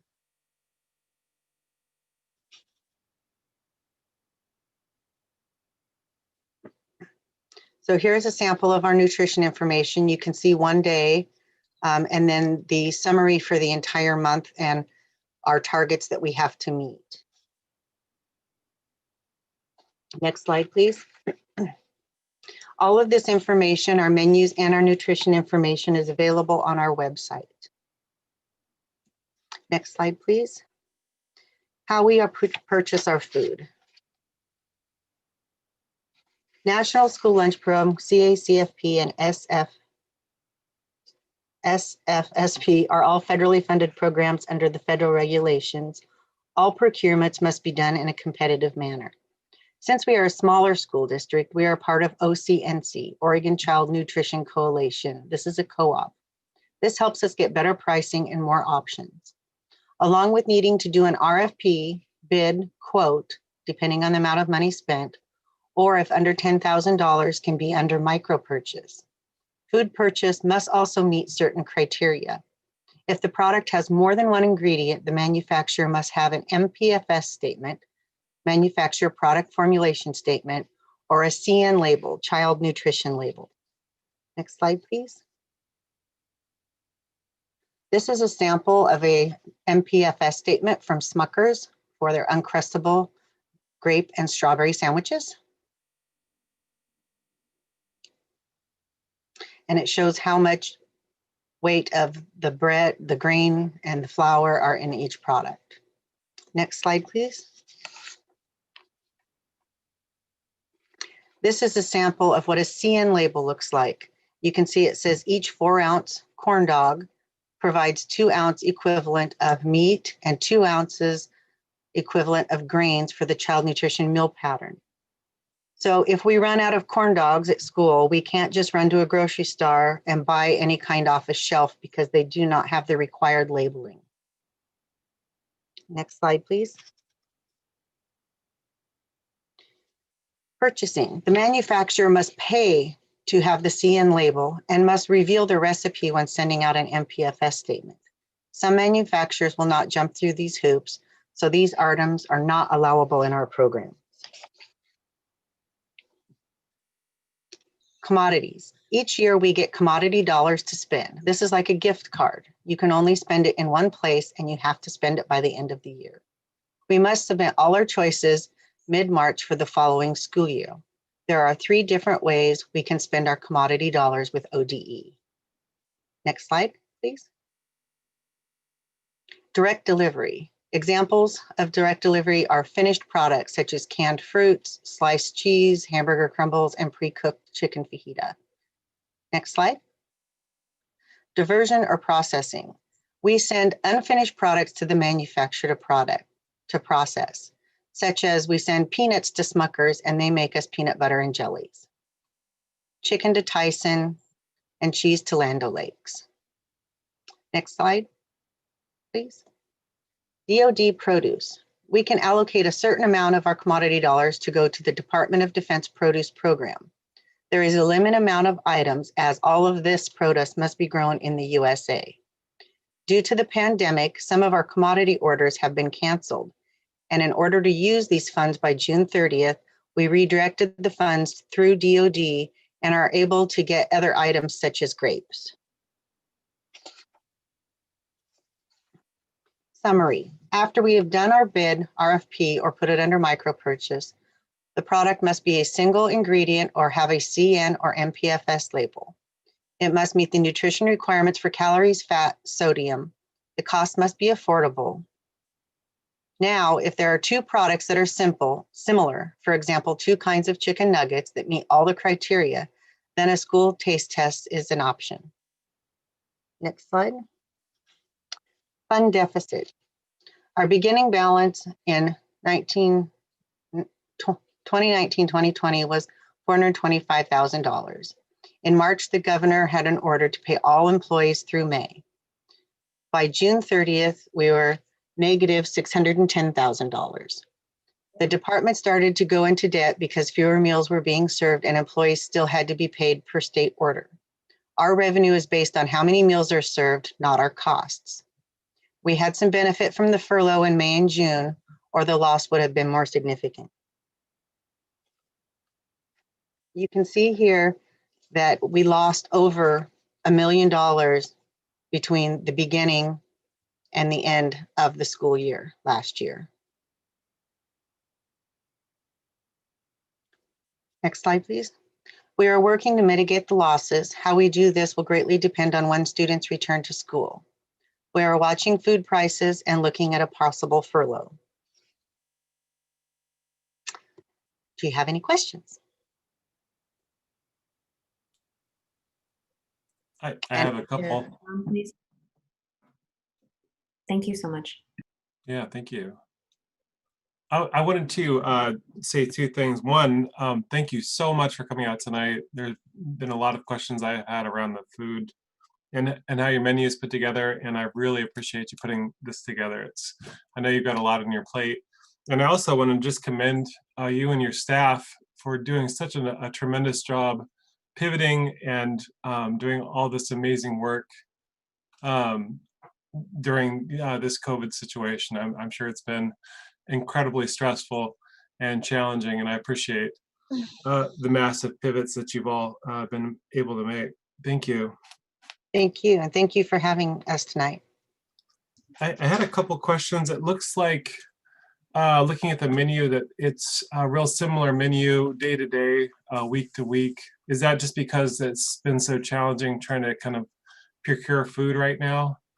For instance, that Monday or Friday the 8th and Friday the 15th are the same basic menu. Is that because of just how hard it is to procure food in this situation?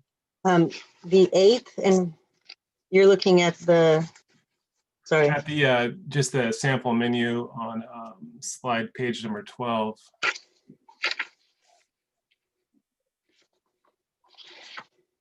So Monday's menu is usually chicken strips or chicken nuggets. Okay. And then Friday's menu on the 8th is peanut butter and jelly and spaghetti. So that would make sense because I'm off work on Mondays and I see a lot of chicken nuggets. So this sort of explains that. Yeah, chicken nuggets and chicken strips tend to be very popular with most students. It's something that most students will eat. We did have a lot of things in our freezer when we shut down in March. And since we had purchased all of those with our commodity dollars, we have to use them. And so we have been using up what we had, and we are finally starting to be able to order in new things. So we did start in January. We're starting some macaroni and cheese. And like I said, in February, we're going to try some yakisoba noodles. We're going to try a different pizza starting here in January soon. But we still are stuck in some ways because since we sent chicken to Tyson, we have to use it through Tyson. So we can get chicken strips and chicken nuggets and chicken patties, but we really can't get anything else with that chicken. Same thing with peanut butter. We can only get peanut butter and jelly sandwiches from Smucker's, and we've already sent that commodity dollars to them. And so we are trying to use the commodity money that we have already set so that we aren't losing that money, because if we don't use it, they will take those pounds away from us at the end of the year, or, well, they might give us a little leeway with all this going on, but I don't know how much, but they do have the right to take those pounds back from us and when we lose that money. I think a question too that a few people have had is, are there vegetarian or vegan options? I'm wondering if that's feasible because of the government, requirements or what has to be served in a meal. Vegetarian is very doable. It is limited. We don't have a lot of vegetarian options. Vegan is very difficult because there's only like one tofu that they allow for us to use. And we don't have a lot of call for that. So vegan, and we have to offer milk, and most of our vegetarian options include cheese. And so that's obviously not vegan. In a normal daily setting, as you could see back on our March menu, we had at least one vegetarian option each day. And a lot of that times that was yogurt, but that also came in handy when you have a lot of kids with braces that can't chew anything. All right, thank you. Right now, we do have several people that have emailed me and requested vegetarian meals. And I just find out what bus stop they're at, and we make sure that there is a vegetarian meal that shows up at that bus stop or at that school with that student's name on it so that they can get their vegetarian meal. Okay, thank you. Another question, you said you made some food in-house. Like the cinnamon rolls, is that stuff you're able to distribute right now, or has that been put on hold because of what we're going through? The cinnamon rolls have been put on hold. We used to only do them once every other month. Like we do 1 month elementary and 1 month middle and high school. They are labor intensive for our central kitchen. They do roll them out by hand. So it's okay. So it's very much a treat. So no, we have not done those, but we do our muffins every week, and they have a very large recipe file of different kinds of muffins, from pumpkin, carrot, peach and pear muffins and spice muffins. And they seem to really go over very well. Thank you. And then all of our rolls and breadsticks from our bakery. Okay, thank you. As you're putting together next year's menu, are you able to solicit feedback from students or from parents on what they like and what they don't like? Do you guys have a process to kind of get some feedback from the student base?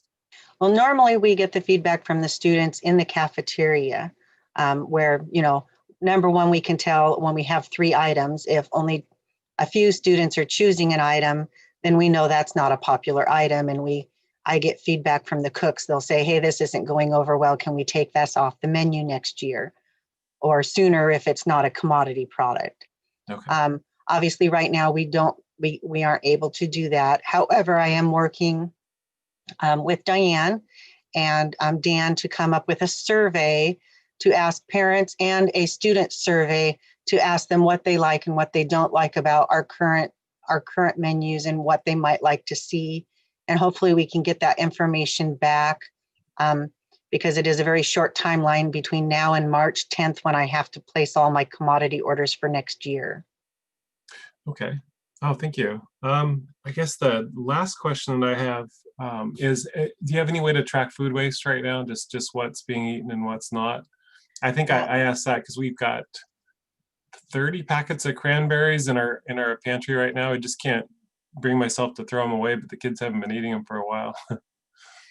We don't have any way to track. Normally on a normal school year, we have a variety bar, so the students could go choose the fruits and vegetables they would like to have instead of us telling them what they're going to have.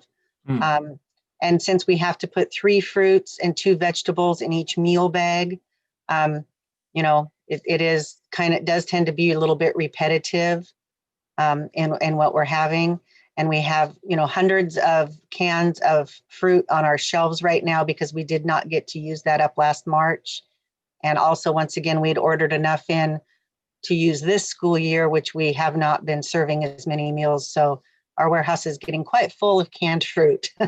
Right on. Oh, that's all the questions I have. And I see too, Pat clarified that there's a survey going out on the 19th. I appreciate that, Pat. Thank you. And thank you again for the presentation. And I appreciate you answering my questions. Anytime. And like I put on the thing, you know, you can always call Diane or myself or email if you have a question.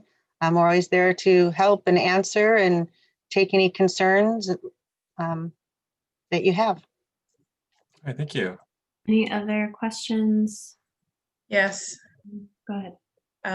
I had a few. Thank you for your presentation. We do appreciate it. I wondered, is there any way, like, I guess following up to Aaron's question and getting feedback from students, is there any way to ensure that at least a couple, I know we can't possibly satisfy everyone, but just to ensure that at least a few of their choices or suggestions will make it onto menus, so that they see that response to their feedback? When we did the survey in September, we did have several people that said that they would like to see macaroni and cheese on the menu. And so while we didn't get a taste test it with everything going on, we did taste test it in our office. So it was a little bit of a Hail Mary that we hope that the students like it out there. But so that we did get that on the menu off of the last survey. We do what we can with the surveys. I mean, some people request things that are just way out of our reach. And some things that we're trying to do that are more international based aren't necessarily what grandma's going to make at home because we don't have that kind of equipment and time that grandma puts into those dishes. So we're trying to do something that is something that works into our schedule and our budget. Okay. And I do recognize that it seems like there's a lot of constraints based on that are, I'm sure, mandated by the government and cost and all of that. But in light of the fact of the uniqueness of our district in the multicultural representation that is here, and I would lean towards that term more than international because most of our kids, or a lot of our kids, not all of them, could be all American, but still have different cultures of food as opposed to different nationalities. And so I'm wondering, is there a deliberate attempt to include on a regular basis, meaning every week, something that brings in and highlights the cultures that are, especially at least those that are represented in our school? We do try with our teriyaki chicken and rice and burritos. We don't have a lot. We are trying some new items out, and like the curry chicken and rice, and depending on our feedback from that item, that might be something that we could add to the menu if it's liked by people. So that's where we're kind of working towards doing some of these dishes, is finding out what is widely liked and could be put on our menus on a more regular basis. Okay. We are just in the beginning stages of this. We were, like I said, we were going to start this last March, but it kind of all got put on pause, as lots of things did. And so we're trying to get back in and get some of that done this year, even though we are doing the grab and go and the distance learning. Okay. And when you mentioned those, you were talking, you mentioned different months and different foods. Did I misunderstand that? Does that mean that that food is only going to be presented in that month? Or what, could you just clarify that for me? Because I wasn't sure if I Yes. understood that right. Yes. So like the bean and cheese tamales, those are done under our farm to school grant because they are a little more expensive, that it's not something we could buy on a regular basis. But with our farm to school dollars, it is something that we can do. However, my understanding is that the farm to school money, this is the last year of it and we will not be getting that anymore. As far as the curry chicken, that's an item we were going to put on the menu and then see if it's accepted and if that is something we could put on a more continuous basis. And then we are looking at a Korean style beef. And if that is something that people really like, which I thought it was amazingly good, then that is something we could also put on our menu on a more regular basis. So that, and then if with the survey that we have, hopefully we get some more ideas. And our chief cook at the Central Kitchen has been coming up with lots of different ideas. We came up with a shepherd's pie. However, that did not turn out so well. So we kind of scrapped that. It tasted wonderful. It did not look good. So that was one of those, okay, let's try again. We need it to look good and taste good. So we are definitely working on a recipe development in that area and are always open to suggestions. Is there I'm sorry. Hi, Donna, this is Pat. Uh-huh. So like last March, when we were back in school, if you look at the menu that was in your packet, the first week there were chicken soft tacos, there was teriyaki chicken and rice. The second week there were bean and cheese burritos, mandarin orange chicken and rice, chicken egg rolls, turkey soft tacos the next week, the following week bean and cheese burritos.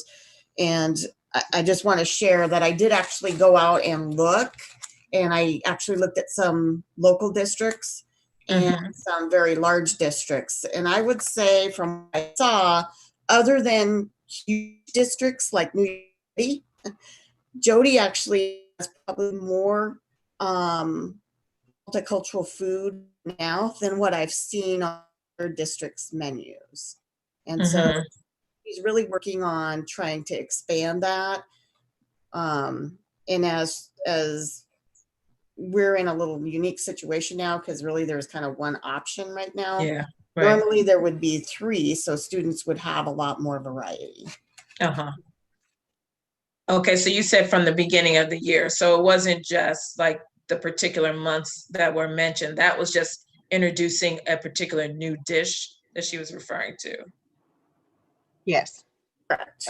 She's trying to start some new dishes and see what's successful and what's a thumbs up, what's a thumbs down. Right. Okay. And then I know that you're limited in terms of by the nutritional standards that have to be met.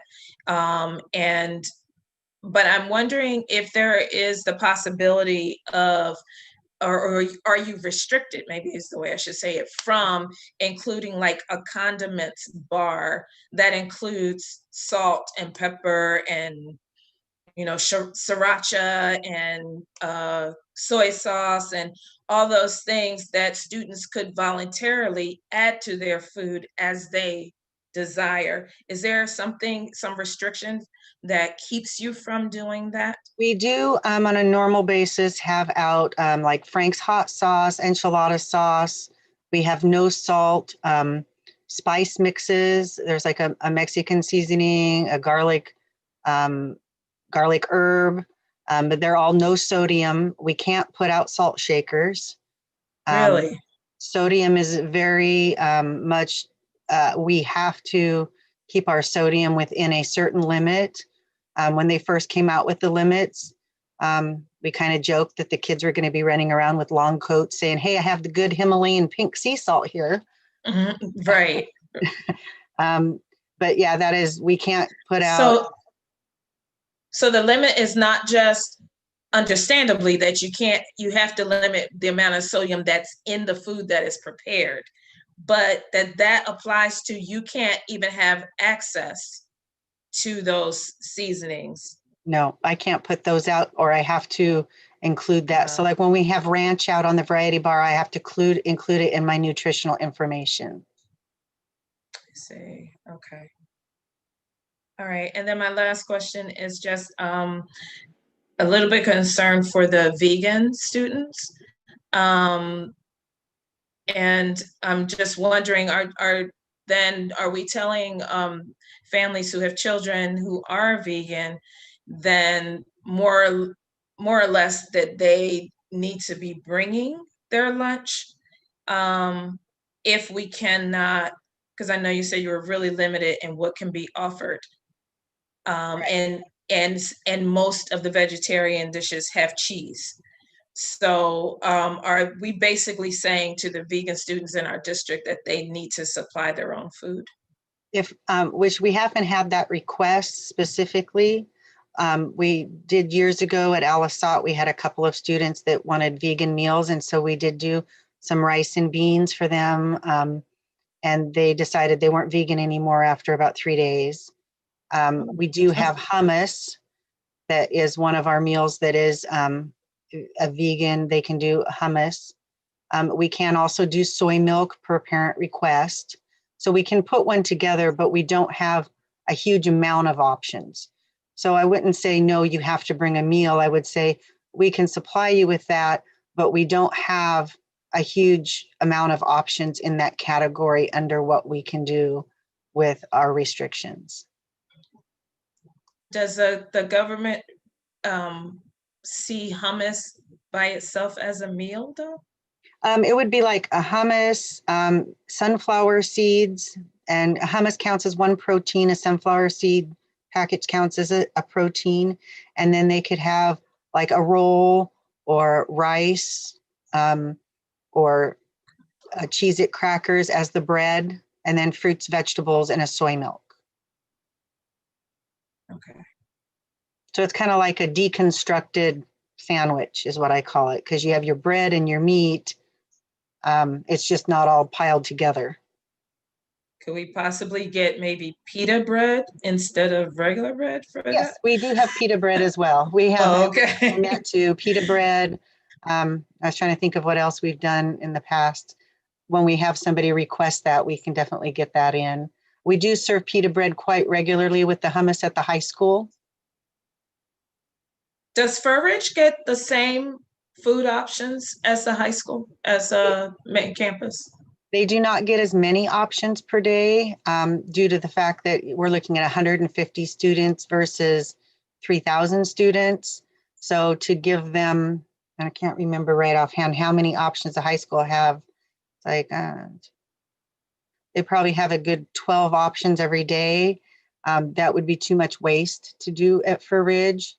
But we have worked with them and found out what things they have and what things we can offer that are more long storage. So peanut butter and jelly sandwiches are something that, you know, if we don't use today, we can use again tomorrow.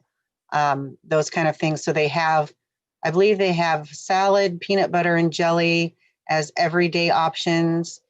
And I think a sandwich on one day that's not peanut butter and jelly. And then what I would call the daily special, which is like your chicken nuggets and your teriyaki chicken. Okay. Okay. Thank you very much. Thank you.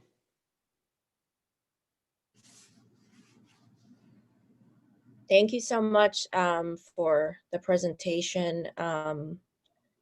Yeah, I also worry about some of the variety here. And I do also want to point out Veganism is also rises about 400% each year. There's also a lot of our families that may be Muslim that are not going to be having halal meat, won't be getting halal meat and would want a no meat option, and maybe lactose intolerant or just dairy free. And so there's a lot of that. So I really hope, oh yeah, we do have 2 board members that are vegan.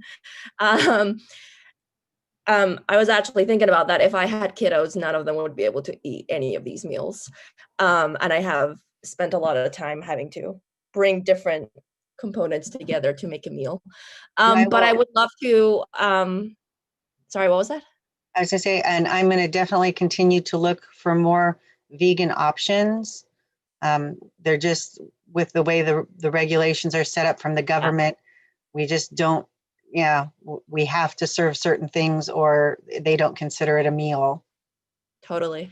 Yeah, exactly. I realize we have a lot of the contractual constraints here. I would love to see us find more ways to have vegan options, kosher, halal. We have a huge Somali population, Vietnamese, Cambodian. There's a lot of that there. So I would love us to look more and more and see how we can diversify it more and create more variety for the kiddos. Thank you. Thank you. Yeah. I would like to just second what Sahar and Donna and others have shared.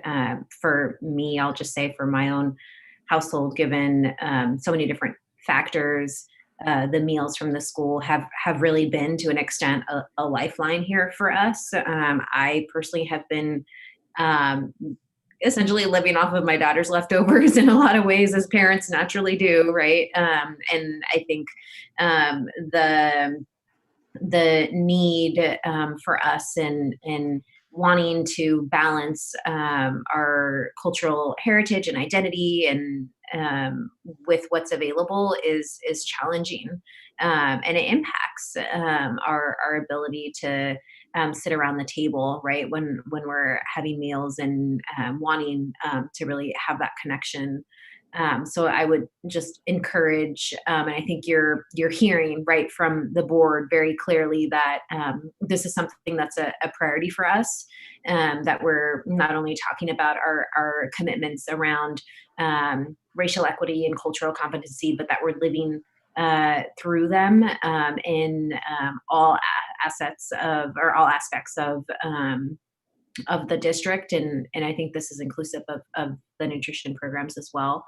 So this will continue to be asks that we have around what is the progress that we're making to provide not only a broader range of culturally responsive and appropriate foods, but even to Donna's earlier point too of how we are even talking about meals and food and cultures in a culturally appropriate way. I found that even, quite frankly, in the presentation and even how some of this language is being used, it is a good reminder of our equity trainings, right, as being really essential, and cultural competency and even our own biases of what we may think tastes good is not necessarily relevant, right? It's about what our students and families can actually have.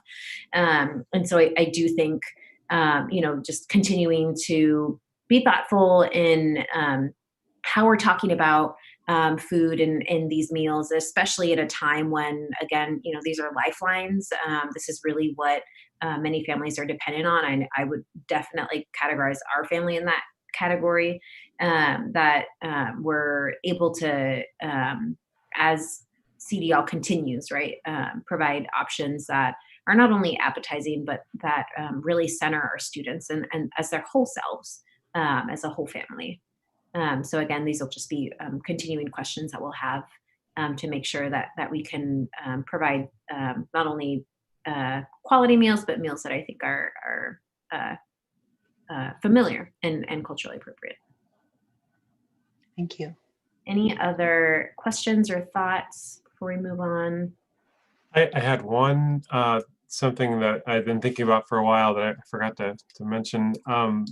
The chocolate milk that comes with the meals, I've caught my kids having like sugar cereal with chocolate milk for breakfast, which is kind of a double sugar bomb punch. Is that meant to be more of like a dessert option for the meals, or is that just kind of a nod to kids who kind of would really prefer that to regular milk? Well, we put 2 white milks and 1 chocolate milk in the bags if the school is offering chocolate milk. Some schools just do all white milk per the principal's request. And we've kept it that way. That's at the elementary level. A lot of our elementary schools don't serve any chocolate milk at all. And then the middle and high school would serve chocolate milk as an option each day. Some principals did decide that they wanted to have chocolate milk as an option 1 day a week. So we did that while we were open with school, where they just got it 1 day a week at lunch. Right now, the schools have been instructed to only use chocolate milk, 1 in each bag of 3 meals. Okay, thank you. My personal, and it is a one of those topics that is argued over, whether or not getting the chocolate milk in them is better than having them not drink the milk at all. But that's, some people believe that the little bit of the extra sugar is worth it to get them to drink the milk, and others believe that the extra sugar is not worth it. So that's definitely a big debate. Jody? Uh-huh. Would you do the cooks, and if we were at school, would they normally serve chocolate milk with breakfast? No, not at the elementary level. At the middle and high school level, yes. I have one other question that I think that the chocolate milk is a good example of something that I personally would prefer that we don't have, and am saddened that we don't really use it. Is there a way to have like a pick and choose item, right? Or especially for like the chocolate milk as an example, right? Of something that we can offer as a side, right? So you pick up your bag, and then if you want the extra milk, you can grab that, or does it all have to be combined and given in the package? Right now, we are not allowed to do offer versus serve with the current rules. Normally, yes, it would be, the milk would be offer versus serve. It would not be necessarily put on the tray. We would put the entree and a fruit on the tray because they are required to have 3 out of the 5 components at lunch. And one of those components must be a half cup of fruit. So we would put the grain and the meat alternate on the tray and a half a cup of fruit.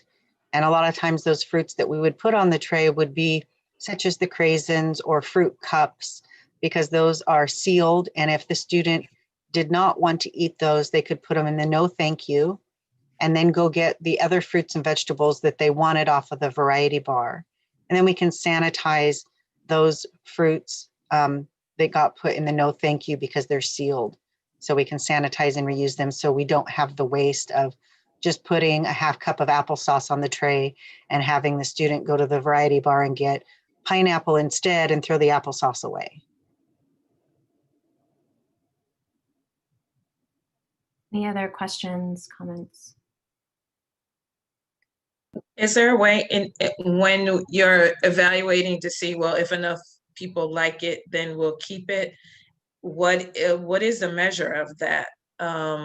Like, is it a certain percentage or a certain number to say, well, that was a hit, we'll keep it, versus not?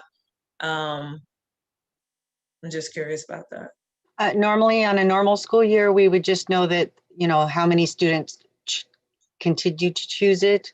If it's a new item, we would sometimes hand out little smiley faces and yucky faces, and they could vote That's good. that this was yucky or this was awesome. And then we would kind of, be able to grade that from there.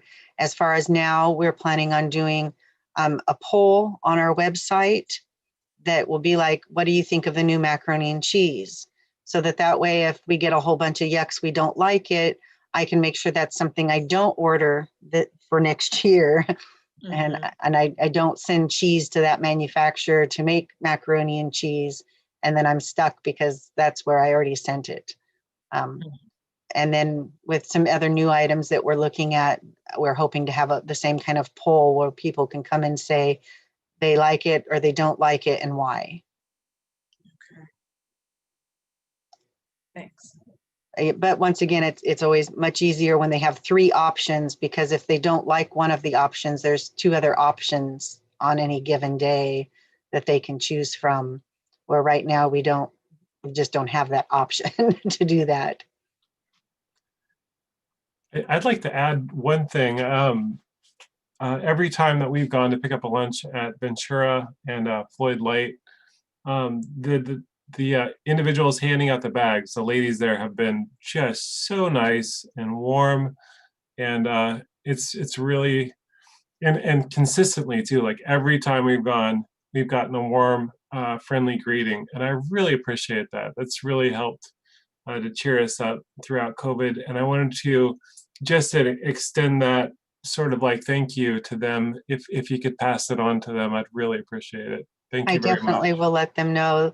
Most of, our cooks, they love what they do, and they love seeing all the smiling faces and their returning customers, and they make that real bond of they know the car when it pulls up, and they're like, oh, there she is. I know she needs 6 meals. So we get them ready and put them on the cart and wave and smile, and, oh, where's Johnny today? I don't see him in the car, or, all those, they love those interactions with their students just as much as the teachers do. So they're missing their kids coming through the cafeteria. I took my boys to a Floyd Light last Tuesday, and I'm kind of ashamed to say that I don't know the name of the individual that gave them the lunch that day, but she knew the name of my boys, which is phenomenal. I really appreciated that. I will definitely let them know. Thank you. Yeah, thanks for sharing that, Erin. Appreciate that.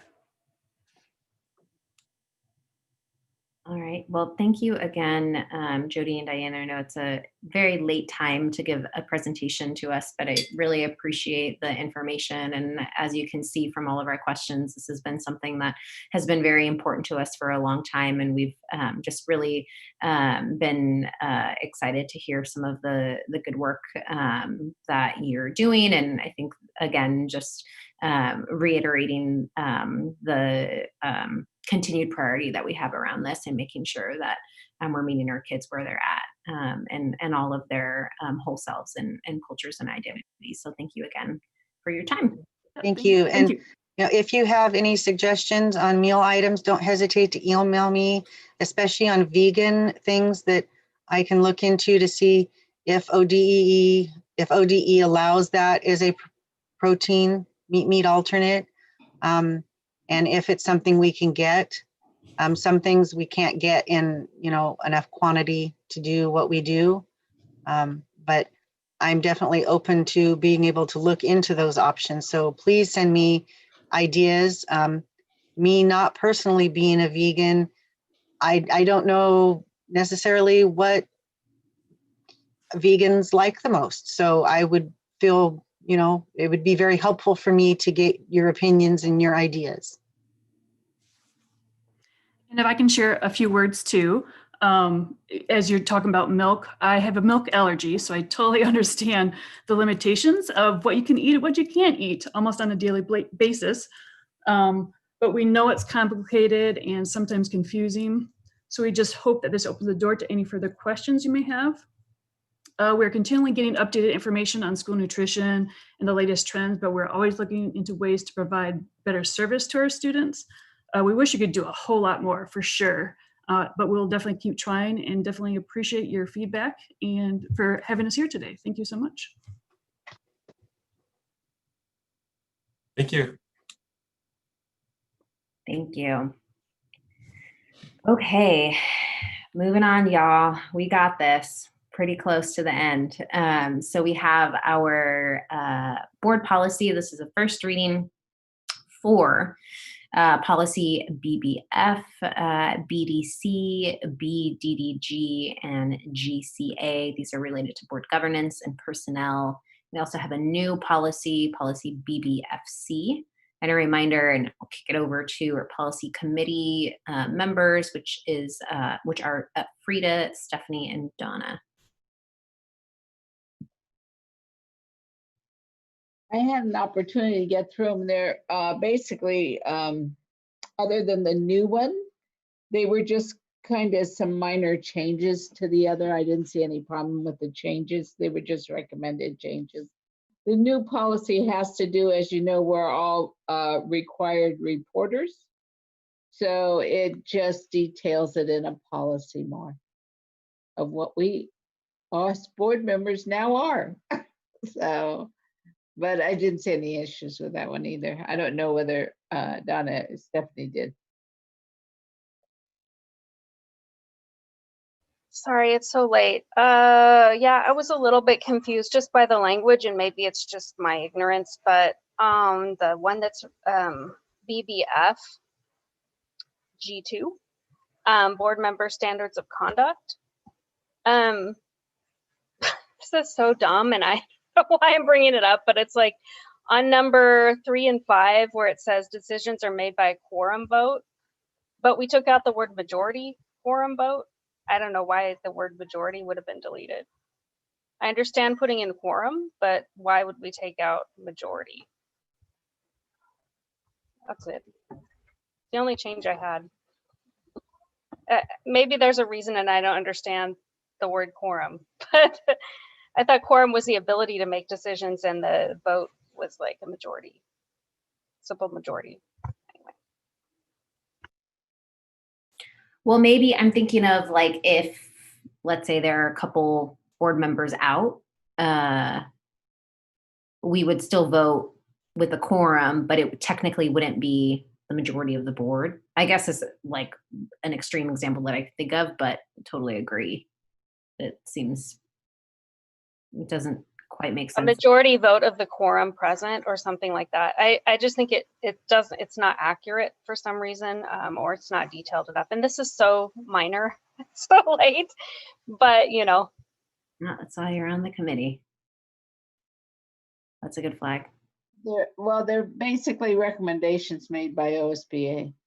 Yeah, we can reach out. That's what I was just going to say, Frida. We can reach out based on the feedback, Stephanie, and the question. Yeah, I just don't Reach to understand. OSBA and say, Maybe why there's is a the reason. change? Right. Maybe there's a What's reason. your change and what's the reasoning? So we'll get that for you. Any other questions or flags on this or any of the other policies? Again, this is first reading.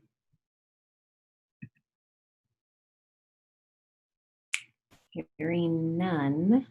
Okay, we will go ahead and move on. A reminder that if there are any amendments or additional questions that folks have, feel free to reach out to me. I'd encourage you to reach out to the policy committee directly, as they're the leads on particular amendments, and we'll be sure to get you all the information from OSBA on the question related.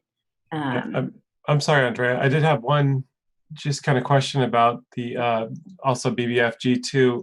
A lot of the language in here seems more like respectfully, doesn't seem like it's very legal style language. It's more, I guess this would just be more of an advisory on how to act in a board position. Actually, that was added because we had some issues with some board members, and we developed a policy around your code of conduct. Okay, that makes sense. I thought maybe that they were revising this due to some challenges that have been happening with other districts around the state this year. They made real minor changes to it, but I remember working on this because we had a couple board members over time that caused some issues, and some felt we needed to develop a code of conduct kind of document. So this is more code of conduct than like a number 10, be open, fair, and honest, no hidden agendas. Seems like that's sort of hard to enforce, you know. Anyway, I thank you for the clarification. So we had a workshop when I first got on to the board. I guess it was back in 2017, where we had somebody come in from OSBA and talk about how boards function. And it was like, okay, well, we'd been having some issues in the district with conflict. So it was kind of our way of saying, how are we going to behave with one another? And there was like a list of things that we felt were important at the time on how we relate to one another. And we kind of voted to uplift those things and put it into a code of conduct so that people would like understand what the board expected of each other, what the board expected of the administration, what the administration expected of us. Like, I think Ken put in there no surprises. You know, I want to know in advance if there's going to be an issue. I don't want to be, you know, so that's where it came from. It a lot of that was just, we felt we needed some ground rules at the time. What else, by having it in policy, any new board member has those available to them. So, to read them. Okay, thank you. Thanks for the clarification. I appreciate it. I do also want to point out in that retreat type of setting that some of that information was pulled out for the superintendent evaluation as well. So we had a conversation around what are our board expectations, both from superintendent and of ourselves, but then also superintendent expectations. And some of that was folded into the new evaluation that we are working through in terms of just recentering kind of what our expectations are for each other. But you're right. I think this language is similar to kind of the no surprises, making sure that we're working as effectively as possible with each other. Any other thoughts? Do we have anything that speaks to the onboarding of new board members? Like any policy or guidelines for like how we acclimate new members to the board? Yeah, we don't have policy that I know of, but we have a handbook, Donna, that we basically, like, for example, those agreements that we just talked about, we include those, we include the policy. So typically new board members, I invite to meet, and I hand over a handbook that has a lot of this information in it, gives direction, contact information, et cetera, et cetera. So we kind of go through that together, kind of those nuts and bolts, but that's what we have at this point. Something we put together, oh, how many years ago? I don't know. I know Frida's given some impact or input on it as well over the years, but we do, it's kind of like a handbook, I'll call it. And typically we meet with a board member. Andrea, I mean, we've done it through board leadership at times where it's been a board chair, myself, other times it's just been me. Mm-hmm. Is there in that handbook, is there also things about election or re-election? Oh, you're putting me on the spot, Donna. I believe so. I apologize. I would have to look. Okay. I'll look tomorrow and email you and let you know. Okay. I don't know off the top of my head. I think so, though. I think there's information about that. Okay, yeah, it's no rush. I just thought about when I was looking at these things, that made me think of, well, you know, other things, board information that there seems like there would be uniformity about what's going to people. But, okay, thank you. Some things fall under our policy, whereas the others just information. Right, but do we have a policy to convey that information? That, I guess that's the thing, that new board members will receive. And there's a list of, you know, a short bullet list, but all that they will all know this. And we make sure that that happens. That's what just came to my mind. I don't think there's ever been anything in policy. Okay. Ken's real good. When I got on board, Tony Palomini sat next to me in a chair at a board meeting and spent 2 minutes with me, and that was my onboarding. So they figured I'd been around so long I didn't need to be onboarded. I just ran across the onboarding manual going through some of my stuff a couple days ago, and it's pretty dense, and it's hard to know what's important and what's not important. This BBFG too would have been nice to have read through when I joined the board. A lot of these things that are presented here, I got anecdotally in bits and pieces with conversations with other board members. It would have been nice to have like a shortcut version of the manual to go through, or a training or something. I still feel like there's a million things I need to learn, and I know you can't get that in a short training, but a little, yeah, of course it's a challenging process when you're new to anything, but something that was a little more concise. And like a one pager that has key facts, Yeah. FAQs, whatever, front and back, one page, here you go. Or even And 3 then- pages versus 40. Right. I just think that would be something helpful. I've always said it takes you 2 years to figure out what you're doing as a board member. I'm 2 years in. I'm just starting to scratch the surface, so I don't know if that's true. Thank you, Donna. Mm-hmm. I'm going to go ahead and move us along. There are no other items. The next item that we have is our financial report. This is from Pat. Pat, go ahead when you are ready.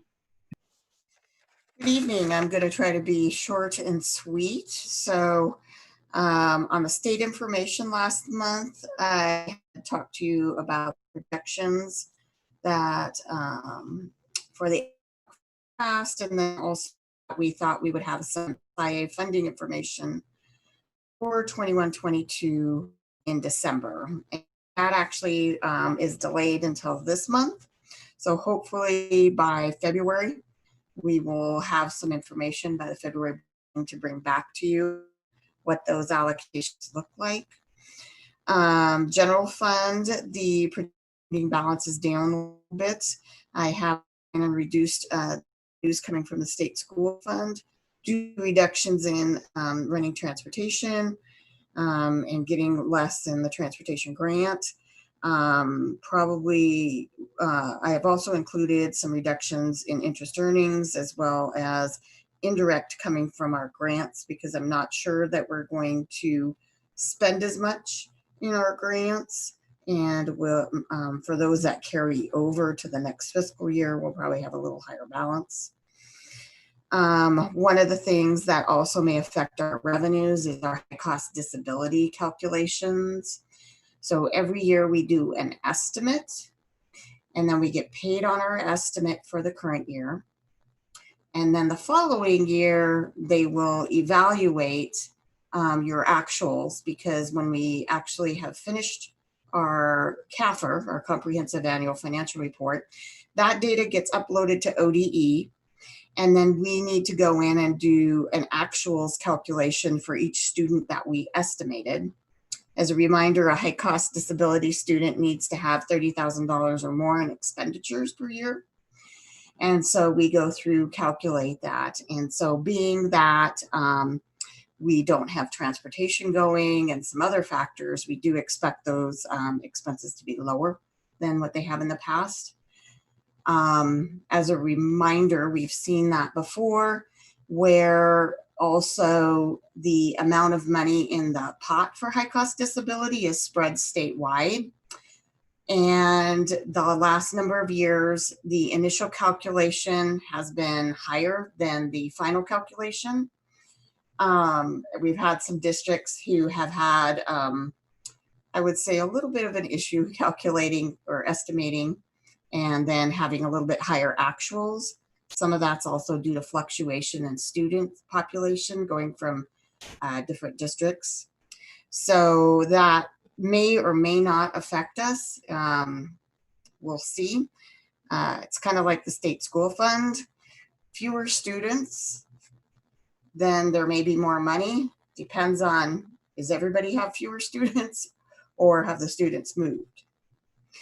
So we talked a little bit tonight about the nutrition services deficit.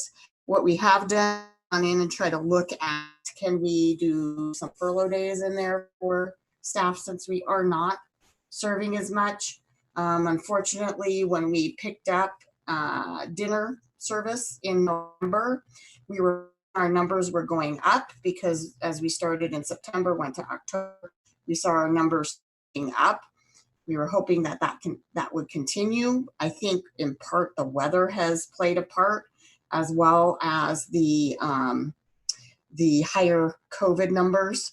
And so people are more reluctant, I think, to come out. So we're going to look at all of our options there and figure out how we can reduce or eliminate deficit this year. I do want to commend Jody and Diane for their presentation tonight. They did a great job. It's a lot of information, and that's one of the reasons we put that memo in your board packet to hopefully explain a little bit more about the food service program, because what seems like something that should be so simple, federal government has made extremely complicated.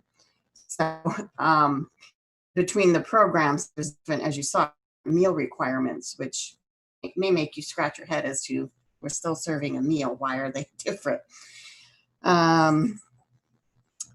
Let's see here. Again, depending, so tonight we did change the distance learning date, so that will also affect general fund and nutrition services as we extend furloughs, I assume. So transportation replacement fund, I noticed that I had an error last month and one of my POs didn't get applied at correct. And so it actually looked like the fund was upside down a little bit, and it's not. It's the grant didn't happen and the PO didn't get applied to the DEQ. So right now my grants fund, I'll have to be honest, is a little difficult to project. We have a lot of different funds with a lot of different purposes. Some of these funds are a lot of professional, which you can imagine is a little difficult at times to do. So normally those would be substitute costs, extra duty costs. And so as we get into things, we'll see how much professional development gets done this year. And just frankly, scheduling in professional development right now is a little bit difficult, because I think in some ways Ken can probably, and Candy can attest to for feeling like overwhelmed just with CDL, and so to add some more PD on top of it after all the other PD we've done to move to comprehensive distance learning, it's a little bit. So any questions?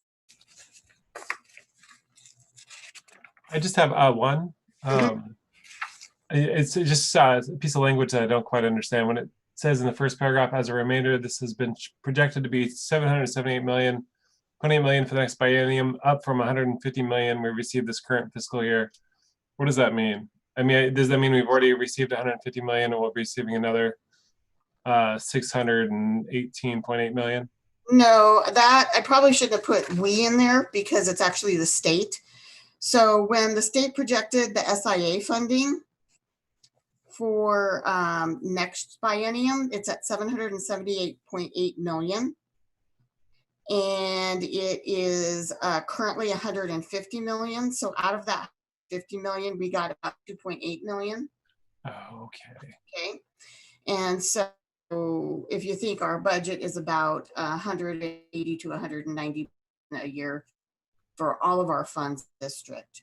And so out of that 778, that's for 2 years, next biennium for all school districts in the state of Oregon. And I think the original SIA grant was somewhere around supposed to be around 450. And we were supposed to get $8.8 million this year. And you remember me saying it went down to 2.8. In essence, it cut $6 million off. So we're kind of anxiously awaiting to see those calculations and how that's going to come out for us. A lot of that may be dependent on the legislature. I know that there are some, I would say, targets that they want. And so we'll see how all that plays out. Did that answer your question? It did. Thanks, Pat. I appreciate it. Any others? Okay. Thanks, Pat. The last item that we had is our superintendent report. Ken, go ahead. Thank you, Andrea. And I do not have a report, or if I do have one, I'm going to table it to next month. Seriously, I don't have a report because I knew we were going to talk about the items that I would have been reporting on during our board meeting. So I'm going to be very brief. I do have one thing to say. I apologize. I know it's 11, but I do want to recognize and ask all of our employees, all of our administrators, classified, license, all of our community. Will basically ask and throw in an ask out there to join me in recognizing our board, along with 196 other school districts throughout the Oregon, basically to celebrate School Board Recognition Month. So I want to publicly say thank you to each and every one of you for your countless hours, unpaid hours, working to provide the best education for our students, and a realization that you also serve basically as a corporate board for one of the largest employees in our community. So just thinking about that responsibility and what you do, and I know how seriously you take that and how hard you work at doing that. I know it means a lot to me. It means a lot to our district, and I just want to thank you. I also want to acknowledge that you also represent our community, the views, priorities, and obviously the complex task and challenge. I will say challenge to lead a school district, and you do that with dedication, grace, hard work, all of the above. And again, it means a lot. I know the recognition should not only come once a month, once a year. That shouldn't be. Hopefully, I try to say thank you and recognize you more than that. But it is a special month to say thank you and to recognize you through board, through this recognition process. I will say traditionally, I read a proclamation. To be quite honest, that proclamation from the governor hasn't been published yet. So I'm not quite sure. Just everything this year, right? Something. So some point or another, we will definitely get a proclamation posted as well. And I know I've sent information and communication to you as well to say thank you. So again, on behalf of the district, thank you so much for all you do. Happy Board Recognition Month. And it's 11/11, Andrea. So I'll be done. That is a lucky number, and that works for me. Thank you all so much for your dedication, for your time. Also want to lift up Stephanie's comment about Christina still being here. I think certainly you are a board member to us, and your leadership and your commitment to staying. So thank you so much for that. And with that, I will adjourn. Still on my clock, it says 11:11. I hope you all have a good night. Continue to have a good year. Thanks, y'all. Have a good night.